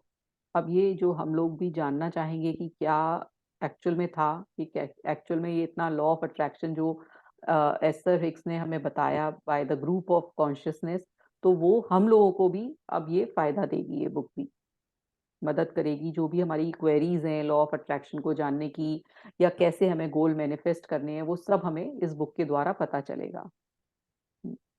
Eight At the heart of those teachings is the most powerful law of universe, the law of attraction. Over the past decade, we've published much of Abraham's teachings in our quarterly journal, The Science of Deliberate Creation, which has highlighted the newest perspectives gleaned from questions posed by the attendees of our Art of Allowing workshops. As such, this philosophy is continually evolving as more of you bring to our attention your newest questions and perspectives. तो वो The उन्होंने book offers you a hand-on course in spirituality practicality. It's how to book in the broadest sense of the term, that is, how to be, do, or have anything that pleases you. This book also teaches you how not to be, do, or have anything that displeases you. तो ये book बहुत अच्छी book है। पहले तो उन्होंने generals लिखे, है ना, जनरल्स में, और उन्होंने वर्कशॉप्स करी, फिर उन्होंने ये बुक लिखी, और इस बुक में बहुत अच्छी तरह से डिस्क्राइब किया हुआ है कि क्या हमें मांगना चाहिए, कैसे मांगना चाहिए। ये एज अ स्पिरिचुअल हमें बहुत अपलिफ्ट करेगी, स्पिरिचुअलिटी की तरफ लेकर जाएगी, और इसमें कैसे हमें मांगना चाहिए वो बताया, और कैसे हमें क्या नहीं सोचना चाहिए और क्या नहीं मांगना चाहिए वो भी बताया है। तो ये सब चीजें डिटेल में बताई हैं। एक और जो इनका प्रीफेस है वो लेंगे हम।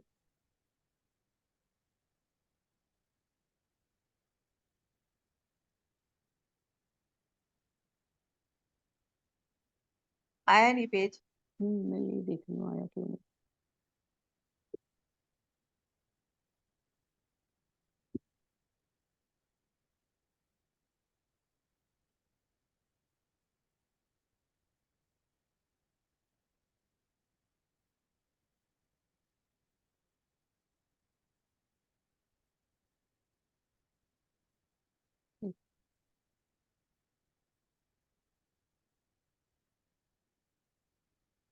अभी किसी को कुछ क्लैरिटी चाहिए तो वो पूछ सकता है, कुछ नहीं समझ में आया हो। राखी जी, आपने बताया ना कि वो बताइए। अब्राहम जो है, हाँ जी, हाँ जी। मैंने काफी बातचीत करी है इस टाइप की। अच्छा अच्छा, इस तरह से आपकी हाँ, लाइफ में भी रहा है। हाँ, मैंने बातचीत भी करी है। Hmm. I am not fearful from any person, anything, any sort. Very good. आपके बारे में भी एंड ऑफ द सेशन फिर समझेंगे कि आपने क्या किया है। तो अभी हम ये पढ़ते हैं। हाँ जी, आगे पढ़ते हैं Ruby ji. An introduction to Abraham. Hmm. She speaks with spirits. Our friend said she'll be here next week, and you can make an appointment with her and ask her anything you like. That's about the last thing on this earth that I would ever want to do, I thought, but at the same time heard Jerry, my husband, saying, what really would like to make an appointment? How do we go about doing that? तो ये जो Jerry और जो Abraham, ये Jerry और जो Esther Hicks है, ये हस्बैंड वाइफ है। और जो जेरी है उनको ये जो नॉन फिजिकल जो वर्ल्ड है उसके बारे में बहुत इंटरेस्ट था।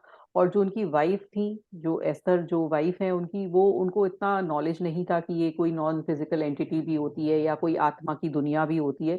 लेकिन उन्हें बहुत इंटरेस्ट था जेरी को, तो उनके कारण वो कोई पर्सन थी जो देख इस तरह की आत्मा उनके ऊपर आती थी, इस तरह की कॉन्शियसनेस उनके ऊपर आती थी। तो जेरी का बहुत मन था उनसे मिलने का, तो वो दोनों हस्बैंड वाइफ उनसे मिलने जाते हैं। आगे पढ़ेंगे। That was 1984. And in the 4 years that we'd been married, we'd never had an argument or even exchanged crosswords. We were two joyous people living happily ever after with each other and compatible on nearly every subject that came up. The only discomfort that I ever felt was when Jerry would entertain friends with one of his stories from 20 years earlier, relating his experiences with the Ouija board. If we were at a restaurant or some other public place, when I sensed one of those stories coming on, I would politely, or sometimes not so politely, excuse myself and retreat to the ladies' room, sit in the bar, or take a walk in the car until I believed that sufficient time had passed and the account would be over. Happily, Jerry eventually stopped telling those stories when I was around. तो ये बोल रहे हैं कि ये अपनी life के बारे में बता रहे हैं, इसको कोई हमें बहुत डिटेल में नहीं जानना है, क्योंकि वो दोनों, इन्होंने बताया कि हम बहुत हैप्पी थे, अपनी लाइफ बहुत अच्छी तरह से निकाल रहे थे और हमें कोई आपस में लड़ाई झगड़ा नहीं था, हम बहुत अपने अच्छे हैप्पी कपल थे। बस इतना इन्होंने बताया है। अब आगे चलेंगे। आई wasn't. I wasn't what you called a religious girl, but I'd attended enough Sunday school classes to develop a very strong fear of evil and the devil. Thinking back, I'm not sure. Thinking back, I'm not really sure if our Sunday school teachers had actually devoted a greater proportion of our classes to teaching us to fear the devil, or if that's act, simply what stood out in my mind. But that is, for the most part, what I remember from those years. तो उनको वो बता रही हैं कि एस्तर ही बता रही है ना, ये इंट्रोडक्शन बाय एस्तर है कि मतलब जो उनको स्कूल में पढ़ाया गया था कि एक डेविल होता है, तो ये सब चीजें वो सोच रही हैं जब कि मैं बहुत religious, I wasn't what you call, कि बहुत रिलीजियस थी, कि या तो मैं बहुत ज्यादा सब चीजों पे बिलीव करती थी। जो एस्तर की बारे में जो इन्होंने बताया है ना, वो एस्तर ऐसी थी कि जो अपना जो ज्यादा लॉजिक नहीं लगाती थी, जो उनको कुछ बताया गया वो उसको मान लेती थी। तो इसलिए उन्होंने बहुत ज्यादा स्कूल की भी टीचिंग्स पे बहुत ज्यादा लॉजिक नहीं लगाया कि एक्चुअल में लॉजिक होता क्या है। तो यही बता रही है कि वो अपनी लाइफ में कभी बहुत ज्यादा उन्होंने लॉजिक लगाया नहीं है, अगर उन्हें बताया भी गया तो उन्होंने बहुत सारी चीजें मानी भी नहीं है। मतलब ठीक है, बता दिया, सुन लिया और ठीक है। जैसे हम लोग बहुत ज्यादा लॉजिक लगाते हैं, अच्छा ऐसा हुआ तो कैसे होगा, ये हुआ तो वो होगा। वो ऐसी थी नहीं लेडी शुरू से, उन्होंने ये बताना चाह रही है। तो हाँ। So, hmm as I'd been taught, I carefully avoided anything that could possibly have any connection to the devil. One time when I was a young woman, I was sitting in a drive-in theater and happened to look out the back window of the car at the other movie screen and saw a horrible screen from The Exorcist, hmm. a movie that I had purposely avoided seeing. And what I saw without hearing the sound affected me so strongly that I had nightmares for many weeks. तो वो बता रही हैं कि जब इनको वैसे तो उनको डेविल में कोई बिलीफ नहीं था, लेकिन बहुत ज्यादा दिमाग भी नहीं लगाती थी, लेकिन हाँ उनको अच्छा भी नहीं लगता था बहुत ज्यादा ये जो हॉरिबल मूवीज या कहीं डेविल के बारे में जानना हो, तो उनपे बहुत ज्यादा असर हो जाता था उस चीज का, अगर वो इस तरह की चीजें देख लेती थी। Her name is Sheila. Her name is Sheila. Our friend told Jerry, I'll make the appointment for you and let you know. Jerry spent the next few days writing down his questions. He said he had some time that he'd saved up since he was a small child. I didn't make a list. Instead, I struggled with the idea of going at all. आगे पढ़ेंगे। As we pulled into the driveway of a beautiful house in the heart of Phoenix, Arizona, I remember thinking, what am I getting myself into? We walked up to the front door, and a very nice woman greeted us and showed us into a lovely living room where we could wait for our scheduled appointment. अब वो उन्होंने पहले ये बताया कि वो बहुत devil से डरती थी, ऐसी जो चीजें हॉरिबल चीजें देखने से डरती थी, लेकिन उनके जो हस्बैंड थे, क्योंकि वो बहुत आत्माओं पे बिलीव करते थे, तो वो एक लेडी से मिलाने ले गए, शीला, जिनके ऊपर ये इस तरह की आत्मा आती थी। तो वो जा तो रही हैं, लेकिन उनके दिमाग में असमंजस भी है कि मैं क्यों आई हूँ इधर, है ना, लेकिन ठीक है, वो आई हैं मिलने, क्योंकि उनके हस्बैंड का मन था तो वो आ गई हैं। ठीक है, अब आगे पढ़ेंगे। That The house was large, simply but beautifully furnished and very quiet. I remember feeling a sort of reverence, like being in a church. Then a big door opened and two pretty women dressed in fresh, brightly colored cotton blouses and skirts entered the room. Apparently, we were the first appointment after lunch. Both women looked happy and refreshed.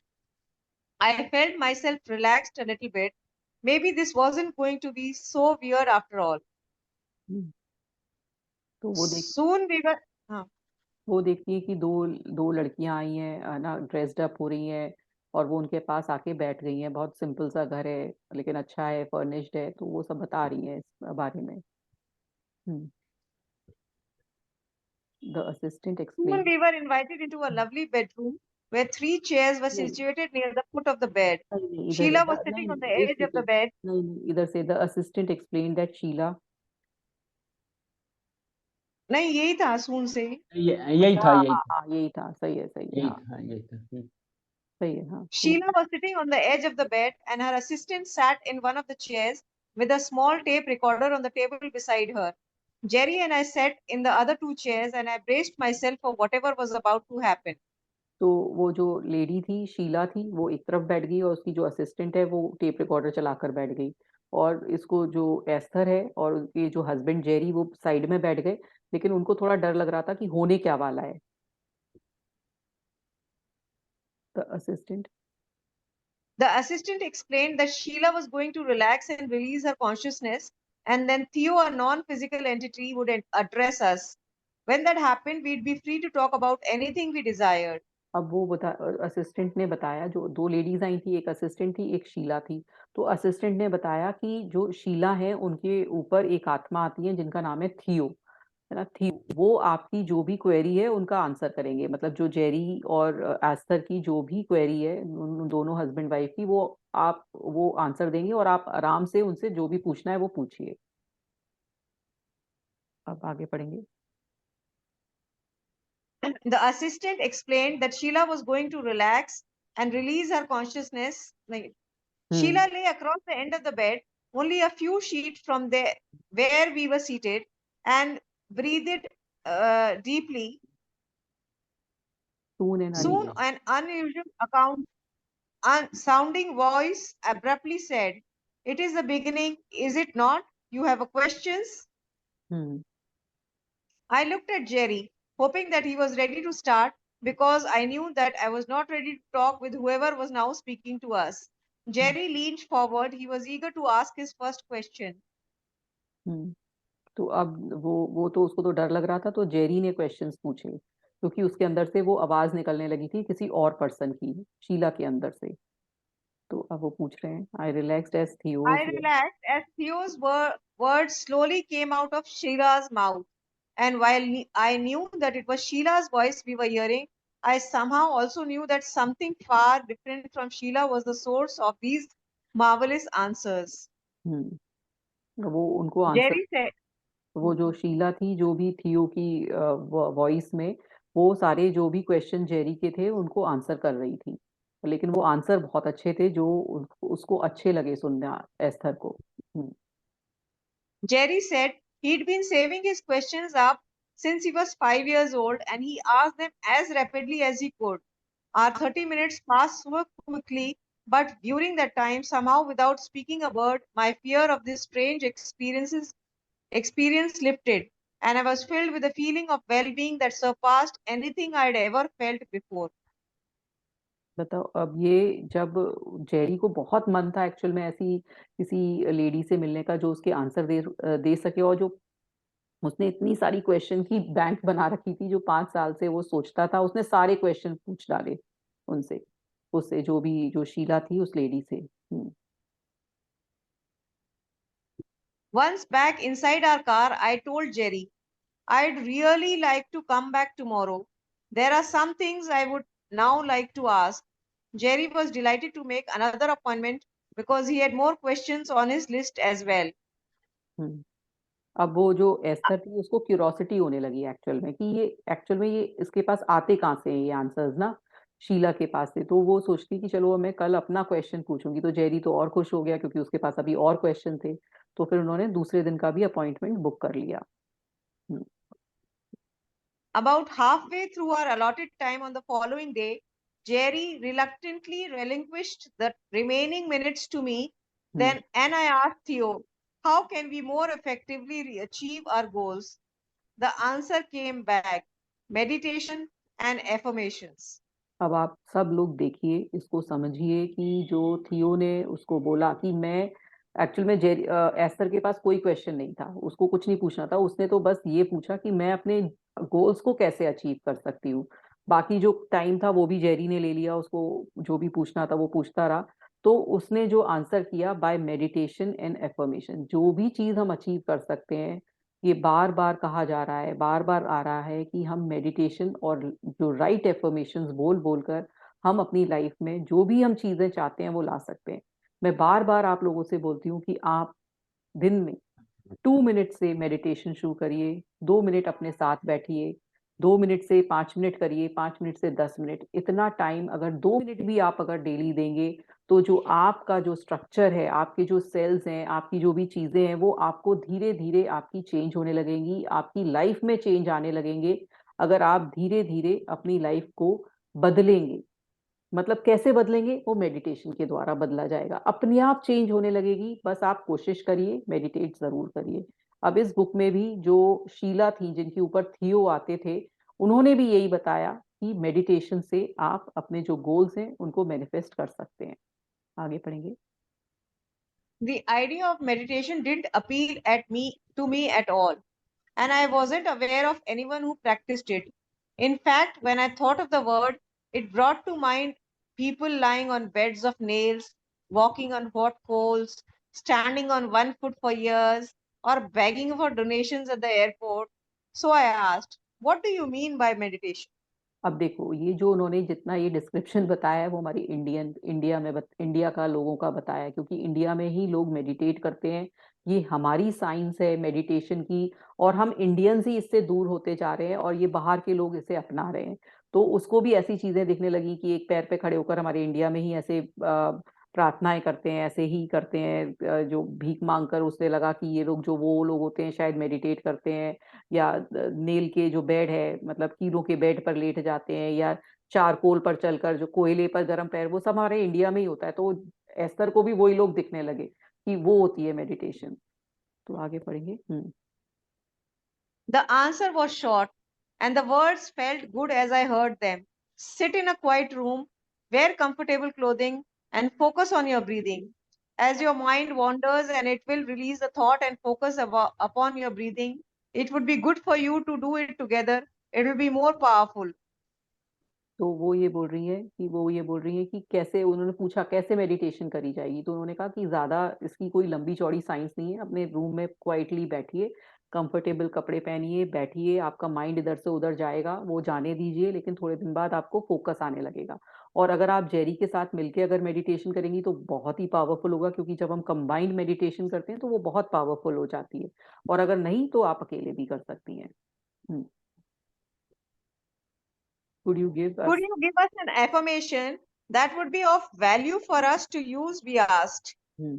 I say your name, see and draw to me through divine love those beings who seek enlightenment through my process. The sharing will elevate us both now.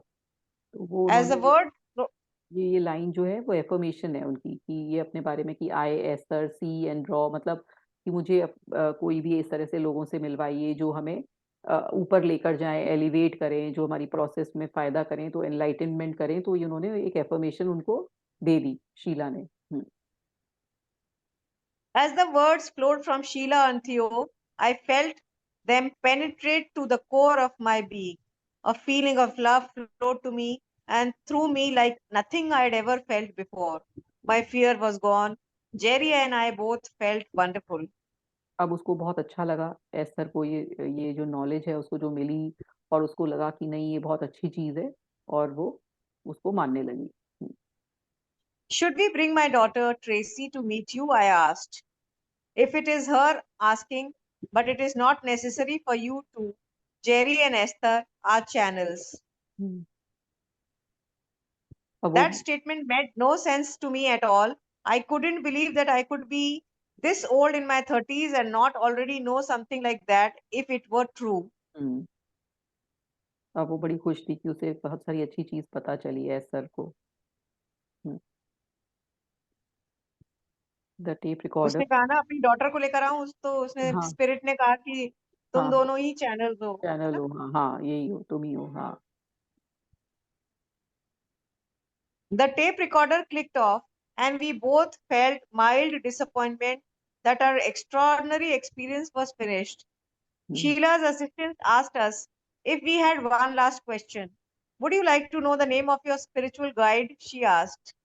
Hmm, I would have never asked that, but I had never heard the term spiritual guide. But it sounded like a good question.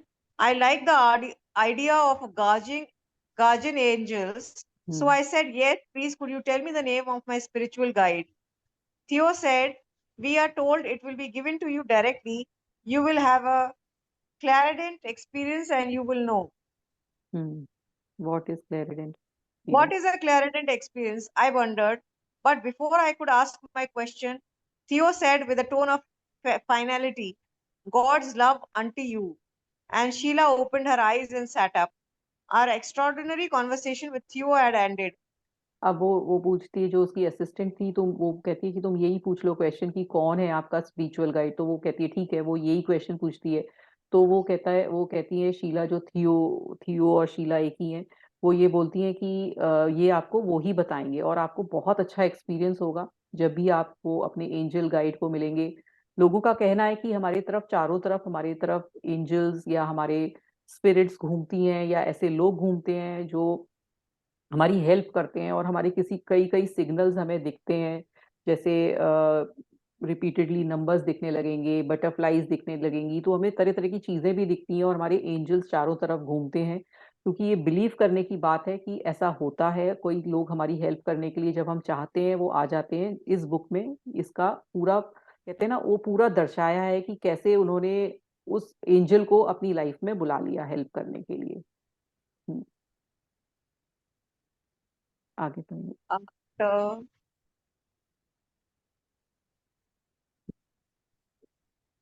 पर रह गया ना? तो हाँ ये हो गया ना। After Jerry and I था ना? हाँ Left. ये आगे है क्या, एक second. After Jerry and I left the house, we drove to a lookout point on the side of one of the Phoenix Mountains and leaned against the car, staring off into the distance, watching the sunset. We had no idea of the transformation that had taken place within us that day. We only knew that we felt wonderful. अब उन्हें अच्छा लग रहा होता है कि वो जो उनकी मीटिंग रही होती है उसके साथ, शीला और थियो के साथ, वो उनको बहुत अच्छा लग रहा होता है। बस उनको वो उस फीलिंग के साथ अब जा रहे हैं, अपने घर जा रहे हैं। हम्म, When we returned home, I had two powerful new intentions. I was going to meditate, whatever in the world that meant. I was going to find out the name of my spiritual guide.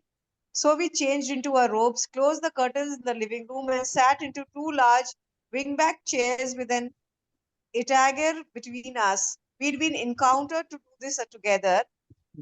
We'd been encouraged to do this together, but it felt odd, and the etagere helped to make the strangeness for some reasons. Hmm, I remember Theo's instructions: sit in a quiet room, wear comfortable clothing, and focus on your breathing. So we set a timer for 15 minutes, and I closed my eyes and began to breathe consciously. In my mind, I asked the question, who is my spiritual guide? And then I counted my breath in and out, in and out. Right away, my entire body felt numb. I couldn't distinguish my nose from my toes. It was a strange but comforting sensation, and I enjoyed it. It felt as if my body was slowly spinning, even though I knew that I was sitting in a chair. The timer rang and startled us, and I said, let's do it again. अब वो अपना meditation वाला experience बता रही है कि उन्होंने सोचा कि चलो सब हम दोनों मिलके करते हैं, और वो दोनों मिलके जेरी और एस्थर करने लगे, मेडिटेट करने लगे। लेकिन उनको इतना अच्छा लगने लगा, उनको ऐसा लगने लगा कि वो उनका जो बॉडी है वो पूरी नम पड़ गई है, एकदम सुन्न हो गई है, और उनको सेंसेशन मतलब कहीं नहीं आ रही है। मतलब उनको फर्स्ट उसमें मेडिटेशन में इतना अच्छा लगा। अब ये आप सोचिए उनको क्यों अच्छा लगा, क्योंकि उनके पास एक तो उनको अपना स्पिरिचुअल गाइड के बारे में जानना था, है ना, और एक उन्हें मेडिटेशन के बारे में जानना था। तो उन्होंने अपना कॉन्शियस जो माइंड है उसको हटा दिया। अब वो सिर्फ ये बिलीव करने लगी कि मुझे ये गाइड है जो मुझे मिल जाएगा। जब हम इतना बिलीव करते हैं तो वो चीज होने लगती है। उन्होंने ये सोचा ही नहीं कि ऐसा नहीं हो सकता है। उन्होंने सोचा ये हो तो हो गई, और ऐसा जो शीला ने बताया है तो वो होगा। इसलिए आगे भी बताया गया है कि बुक में कि एस्थर को क्यों ये एंजल गाइड मिला, क्योंकि उन्होंने अपना लॉजिक को हटा दिया। उन्होंने लॉजिक हटा दिया और वो सिर्फ मेडिटेट करने लगी, किसी ने कहा और करने लगी।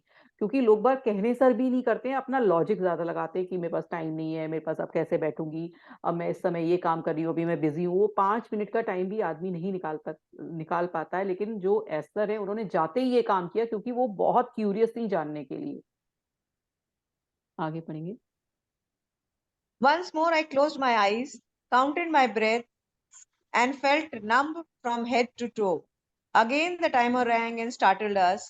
Let's do it again, I said. मतलब So वो we set the timer for another 15 minutes, and again I felt numbness overtake my entire body. But this time, something or someone began to breathe my body. From my vantage point, it felt like rapturous love moving from deep inside my body outward. What a glorious sensation! Jerry heard my soft sounds of pleasure and later said that to him I appeared to be breathing in ecstasy. जब वो meditate कर रही थी, पहले 15 minute किए, फिर 15 minute किए, फिर 15 मिनट जब वो कर रही थी, तो उन्हें अपनी बॉडी में ऐसा लगा कि कोई उनकी बॉडी में ब्रीद कर रहा है। और उनको बहुत प्यार वाली फीलिंग, और ऐसे कि जैसे कहते हो यूफोरिया की, बहुत ही खुशी और बहुत ही ऐसी उनकी सांसें होने लगी। तो वो जेरी जो बगल में थे, उनको उनको भी समझ में आने लगा कि जो एस्थर है उनको कुछ अलग तरह की फीलिंग हो रही है।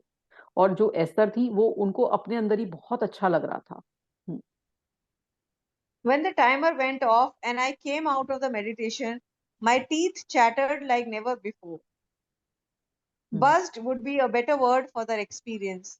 For nearly an hour, my teeth buzzed as I tried to relax back into my normal state of awareness. अब At उनको that time, I didn't realize what had happened, but I know now that I'd experienced my first contact with Abraham. While I didn't know what had happened, I did know that whatever it was good, and I wanted it to happen again.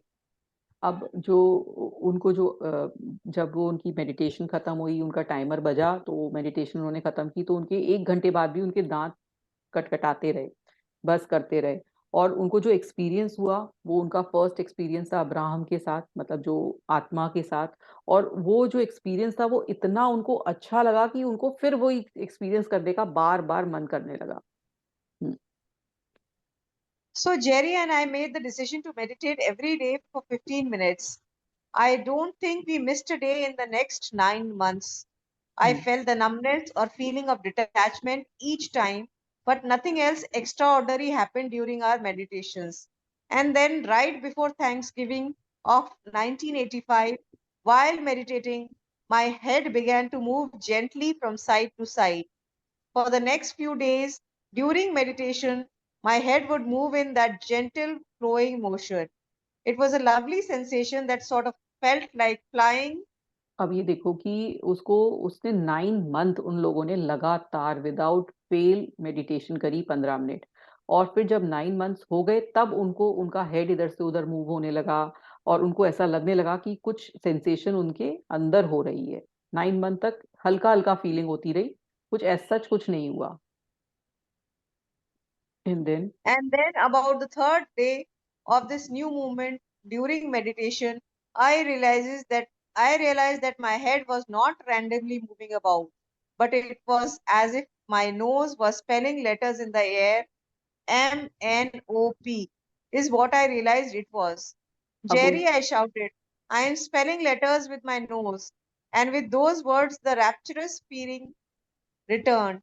Goosebumps covered my body from head to toe as this non-physical energy rippled through my body. अब उनको ऐसा लगा कि एक तो उनका सिर हिलने लगा इधर से उधर, है ना, और दूसरी बात उनकी नोज इस तरह से लिखने लगी कुछ कुछ कुछ कुछ, तो एकदम वो घबरा गई और उनको लगा कि कुछ मेरी नोज लिख रही है, और उन्होंने अपने हस्बैंड को आवाज लगाई कि ये कुछ हो रहा है, मेरी नोज लिख रही है ना, और कुछ है मेरे अंदर जो इस तरह से बोल रहा है।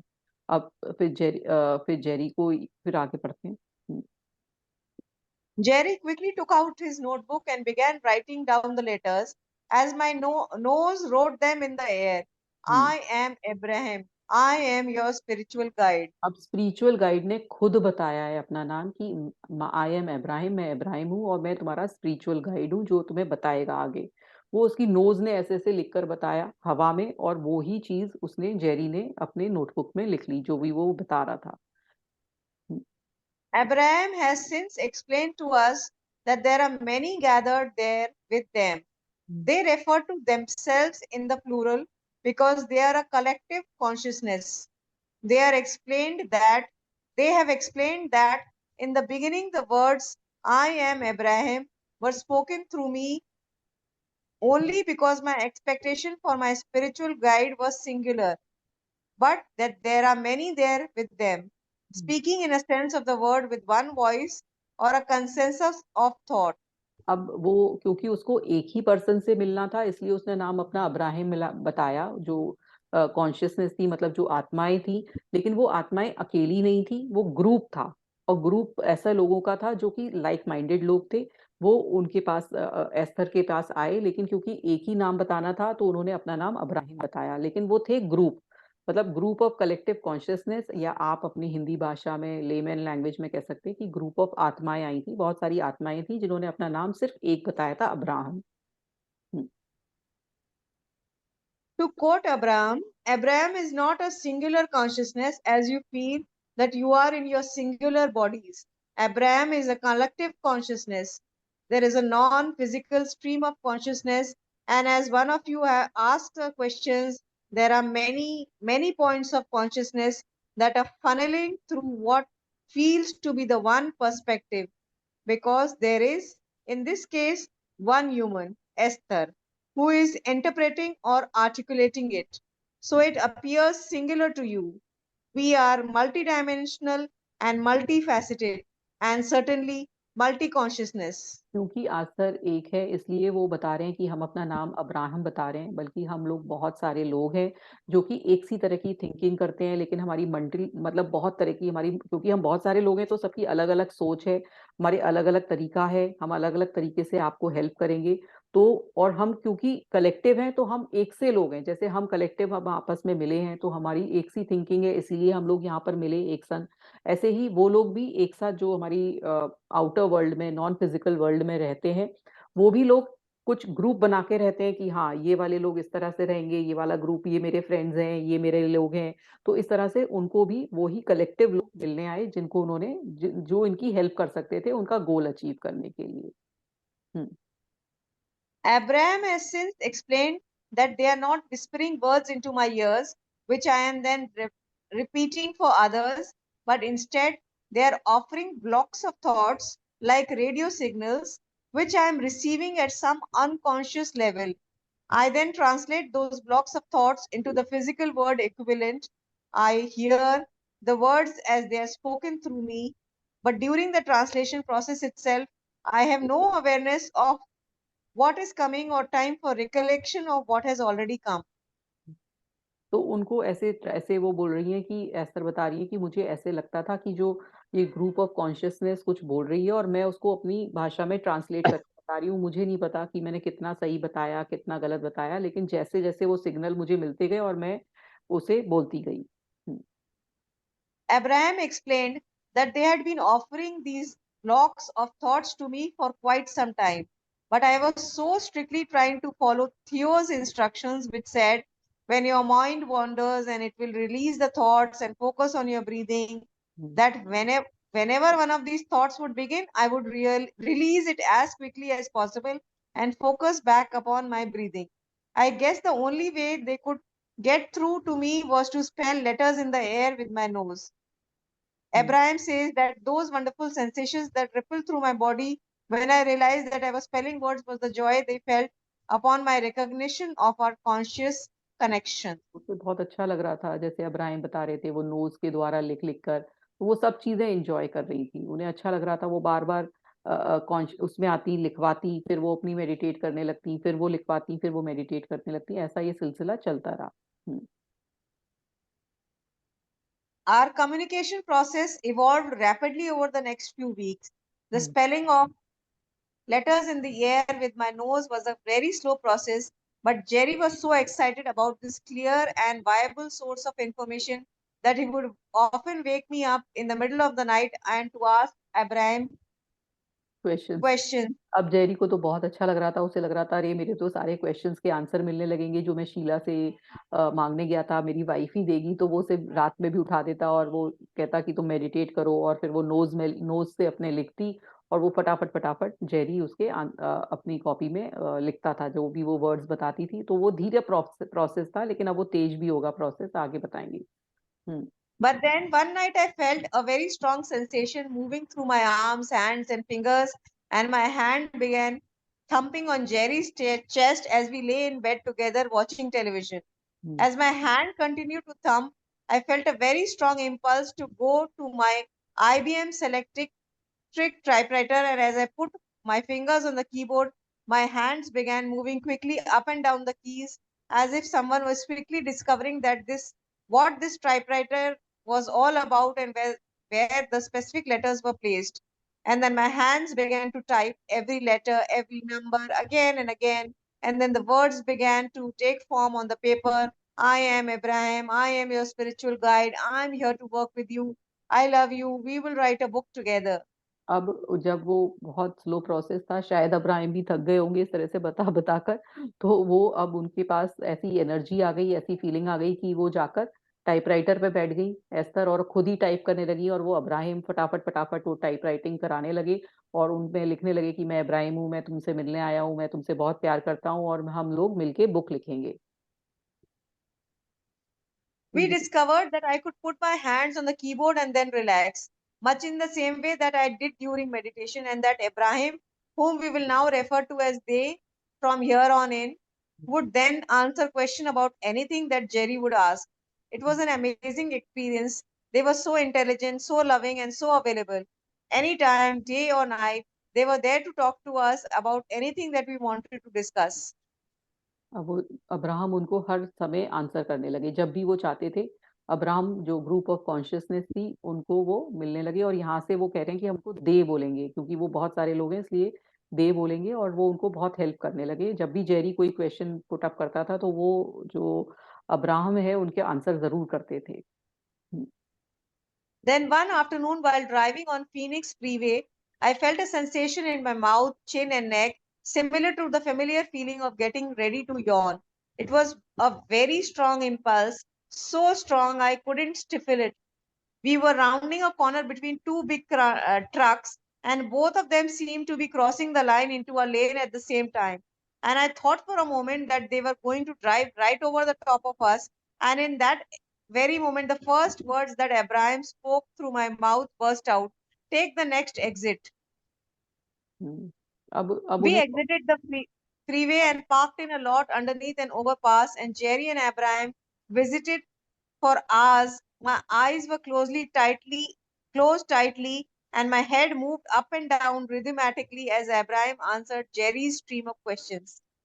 अब वो क्या था कि अब उन्हें फर्स्ट टाइम अब्राहम ने, वैसे तो अभी तक तो वो बुक लिखवा रहे थे या बुक से रिलेटेड इस तरह की चीजें ही कर रहे थे, मतलब, लेकिन फर्स्ट टाइम उन्होंने ऐसे हेल्प करी कि वो कहीं ड्राइव पर जा रहे थे और कोई ट्रकों के बीच में फंस गए थे, और एकदम अब्राहम ने बोला एस्तर के पास से कि यहाँ से दूसरा टर्न ले लो, यहाँ से एग्जिट कर दो, और उन्होंने वैसा ही किया और वो बच गए। तो उधर से उन्हें लगा कि अब्राहम वाकई उनकी एक तरह से पूरा एंजल बन के आए हैं, उनकी हर तरह से हेल्प कर रहे हैं। How is it that this wonderful thing has happened to me? At times, as I think about it, I can hardly believe that it's true. It seemed like the kind of thing that fairy tales are made of, almost like making a wish as you rub the magic lantern. At other times, it seems like the most natural, logical experience in the world. अब उन्हें लग रहा था कि उनको जैसे कि lantern एक जिनी मिल गया है और वो उनकी सारी विशेस पूरी कर रहा है, फेरी लैंड सा लगने लगा उनको अपना life. Sometimes I can barely remember what life was like before Abraham came into our lives. I have, with a few exceptions, always been what most would call a happy person. I had a wonderful childhood with no major traumas, and along with two other sisters, I was born to kind and loving parents. As I mentioned, Jerry and I had been blissfully married for about 4 years, and I was, in every sense, living happily ever after. I wouldn't have described myself as someone filled with unanswered questions. In fact, I really wasn't asking many questions at all, and I hadn't formulated any strong opinions about much of anything. तो वो यही बता रही हैं Jerry, on the other hand, क्यों उनके ऊपर ऐसी आत्माएं आई, क्यों उनकी मेडिटेशन सक्सेसफुल हो गई, क्यों उन्होंने जो मांगा वो मिल गया, क्योंकि उन्होंने अपना कहीं लॉजिक नहीं लगाया था। वो एक हैप्पी पर्सन थी, उनका हैप्पी चाइल्डहुड था, उनकी हैप्पी लाइफ थी, उनकी हैप्पी मैरिड लाइफ थी। इसीलिए उनका कोई उनके पास क्वेश्चंस नहीं थे। शायद जेरी के पास क्वेश्चंस थे, इसलिए वो ही आस्क करते रहते थे। लेकिन उनकी जो लाइफ थी एस्थर की, जिनके पास एक बहुत अच्छी ये जो एंजल आए, वो क्यों आए? क्योंकि वो उनकी लाइफ बहुत हमेशा हैप्पी रही है और वो उनका लॉजिक बहुत ज्यादा लगाने का कभी दिमाग नहीं रहा है। Jerry, on the other hand, was filled with passionate questions. He was a voracious reader, always looking for tools and techniques that he could pass along to others to help them live more joyous lives. To this day, I have never known anyone who wants more to help others live successful lives. अब जो Jerry थे वो चाहते थे कि लोगों की help करना, कोई टेक्निक जानना कि कैसे लोगों की हेल्प कर सकते हैं। तो वो ये बोल रही है कि जेरी जैसा पर्सन भी मैंने ऐसा नहीं देखा जो इतना दूसरों की मदद करना चाहता हो। Abraham has explained that the reason why Jerry and I are the perfect combination for doing this work together is because Jerry's powerful desire summoned Abraham, while my absence of opinions or angst made me a good receiver for the information that Jerry was summoning. अब वो क्यों बता रहे हैं Abraham की वो क्यों आए एस्थर के ऊपर, क्योंकि जेरी ने तो मैनिफेस्ट किया कि उसको ऐसा कुछ चाहिए अपनी लाइफ में जो उनके आंसर कर सके क्वेश्चन। क्योंकि जेरी में इतना लॉजिक था, इतनी बुक्स पढ़ते थे, तो उनके पास वो नहीं आ पाए। और जो एस्थर थी, एस्थर के ऊपर इसलिए आए क्योंकि वो लॉजिक नहीं लगाती थी, वो बिल्कुल प्योर थी, वो बहुत ही वंडरफुल वुमन रही थी और उनके जो लाइफ थी वो भी बहुत खुशहाल रही थी। इसलिए वो माध्यम बन गई जेरी की मैनिफेस्टेशन का। मतलब मैनिफेस्ट तो जेरी ने किया था, लेकिन माध्यम कौन बना? एस्थर बनी। Jerry was so enthusiastic, even in his first interactions with Abraham, because he understood the depth of their wisdom and the clarity of their offering. And throughout all these years, his enthusiasm for Abraham's message hasn't waned in the least. No one in the room ever enjoys what Abraham has to say more than Jerry. तो अब ये मतलब बहुत ही खुश थे Jerry Abraham से मिलके कि उनकी तो सारी जो विशेस थी नेचुरल है, वो उन्होंने मैनिफेस्ट किया था, वो उनको मिल गई थी। तो उनके पास बहुत सारे क्वेश्चन रहते थे और वो अब्राहम उनके क्वेश्चंस के आंसर भी करते थे। In the beginning of our interactions with Abraham, we didn't really understand what was happening, and we had no real way of knowing whom Jerry was talking with. But it was still thrilling and amazing and wonderful and weird. It seemed so strange that I was certain that most people I knew wouldn't understand. They probably wouldn't even want to understand. As a result, I made Jerry promise that he would tell no one about our amazing secret. अब वो अब्राहिम वो जानती थी ऐसा कि ये जो हमारा ये चीज है कि हमारे ऊपर कॉन्शियसनेस आती है या कोई नॉन फिजिकल एंटिटी आती है या एंजल गाइड्स जो भी हम बोल सकते हैं, या आत्मा हमारी इंडियन लैंग्वेज में जो भी आती है, वो कोई विश्वास नहीं करेगा। इसलिए उन्होंने जेरी से कहा कि जेरी प्लीज ये किसी को मत बताना कि ऐसा हमारे साथ हो रहा है ऐसा। लेकिन आगे पढ़ते हैं फिर जेरी ने क्या किया। I guess it's now obvious that Jerry didn't keep that promise, but I'm not sorry about that. There's nothing that either of us would rather do than be in a room filled with people who have things that they'd look to discuss with Abraham.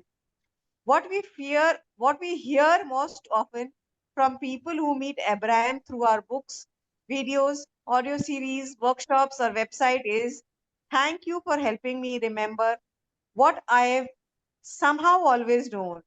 And this has helped me tie together all the pieces of truth that I found along the way. This has helped me make sense of everything. लेकिन उन्होंने जो Jerry थे उन्होंने सबको बताया, लेकिन फिर Esther खुश थी क्योंकि उन्होंने अपने इस अब्राहम के द्वारा अपनी कॉन्शियसनेस के जो नॉन फिजिकल कॉन्शियसनेस के अलावा के साथ बहुत सारे लोगों की हेल्प करी, जो कि बहुत उन्हें अच्छा लगा कि चलिए कि कुछ तो हुआ कि लाइफ में उन्होंने किसी लोगों की मदद करी, तो वो उन्हें अच्छा लगा। Abraham Abraham doesn't seem interested in forecasting our future as a fortune teller might, although I believe that they always knew what our future holds. But instead, they are our teachers who guide us from wherever we are to wherever we want to be. They've explained to us that it's not their work to decide what we should want, but it is their work to assist us in achieving whatever we desire. In Abraham's word, Abraham, Abraham is not about guiding anyone toward or away from anything. तो वो जो Abraham थे, तो वो जानना चाहती थी कि अब्राहम मुझे मेरा फ्यूचर बता दें कि आगे कौन मेरा कैसा फ्यूचर रहेगा, पर अब्राहम ने ऐसा नहीं किया क्योंकि वो उनके गाइड थे, वो उनको हेल्प करने आए थे उनका गोल अचीव करने के लिए, ना कि उनको आगे का उनका फ्यूचर बताने के लिए।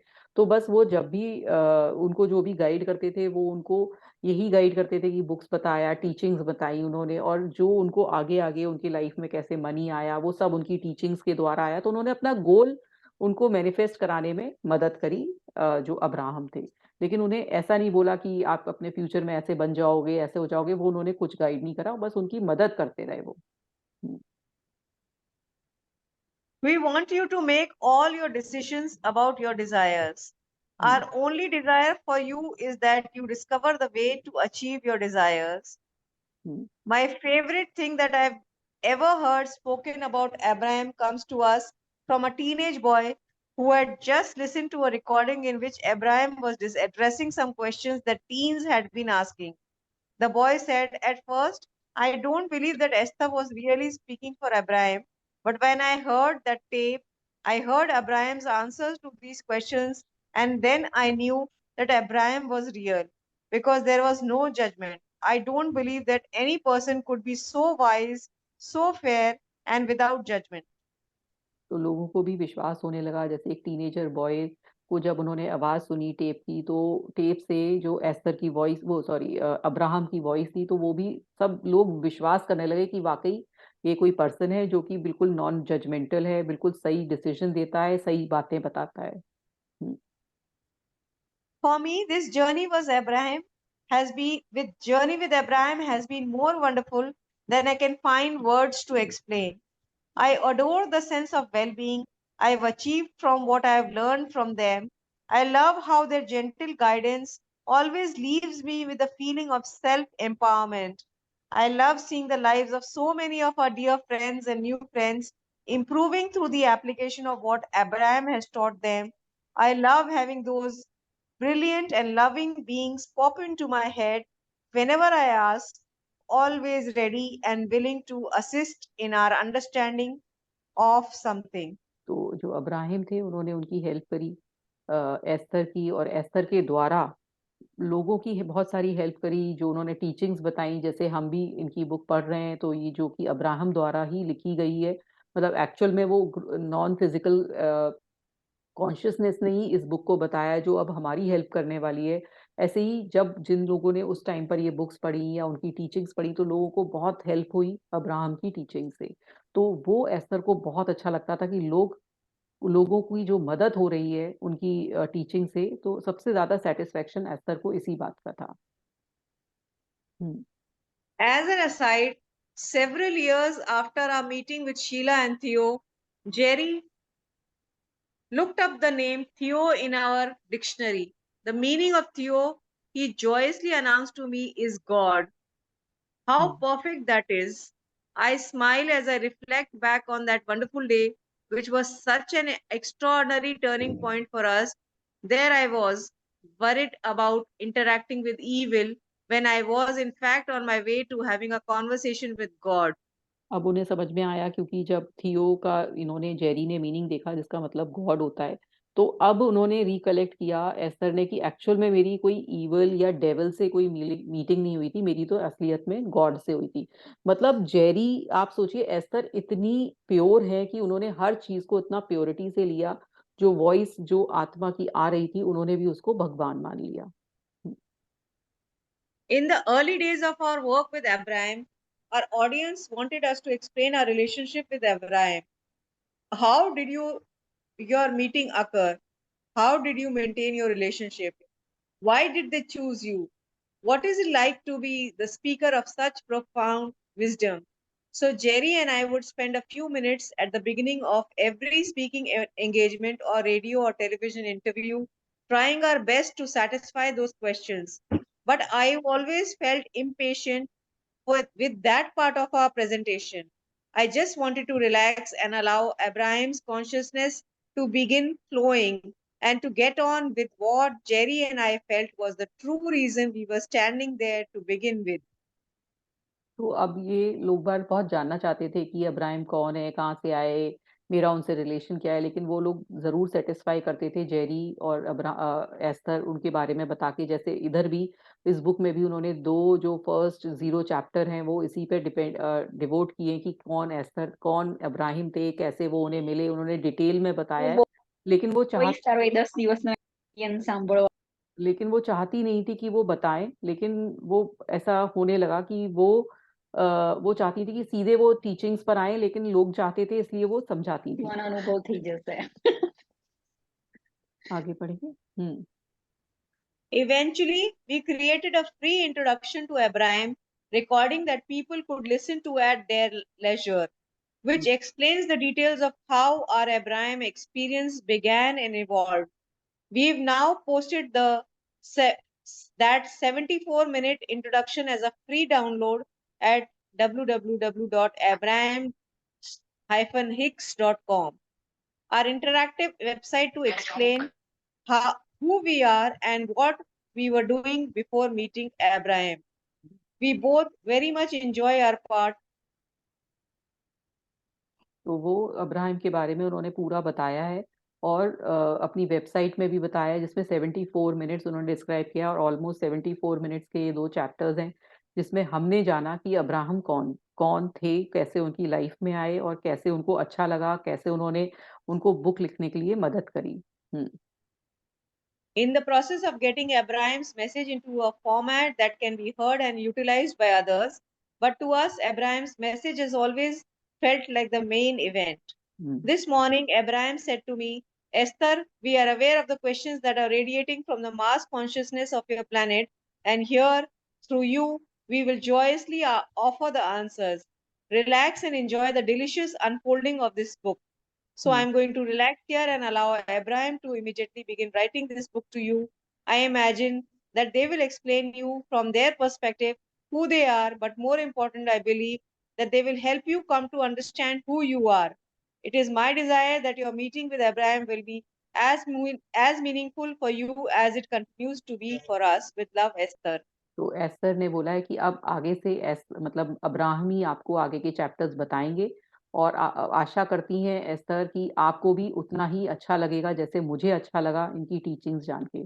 तो ये थी स्टोरी जेरी हिक्स और एस्थर हिक्स और अब्राहम की, कि कैसे उन्हें अब्राहम मिले, कैसे ग्रुप ऑफ कॉन्शियसनेस उनके अंदर आई, कैसे वो उन्होंने मेडिटेट किया और उन्होंने जो चाहा वो उनको मिल गया। तो बहुत ही वंडरफुल, ये मतलब मेरे पढ़ते पढ़ते रोंगटे खड़े हो रहे थे कि कैसे उनकी मीटिंग हो रही थी।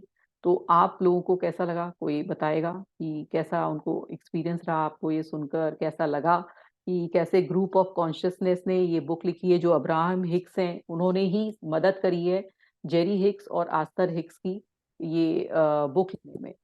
हाँ जी, जयश्री जी। अरे वाह, बहुत बहुत अच्छी बुक है। अभी तो मैं इतना एक्साइटेड हूँ कि कब ऐसे चैप्टर शुरू हुए और आगे आगे पता चले।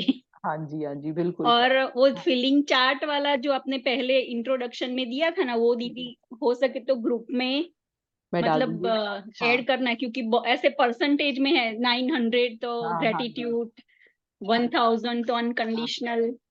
हाँ जी, मैं डाल दूंगी, बिल्कुल बिल्कुल आपको शेयर कर दूंगी वो स्लाइड।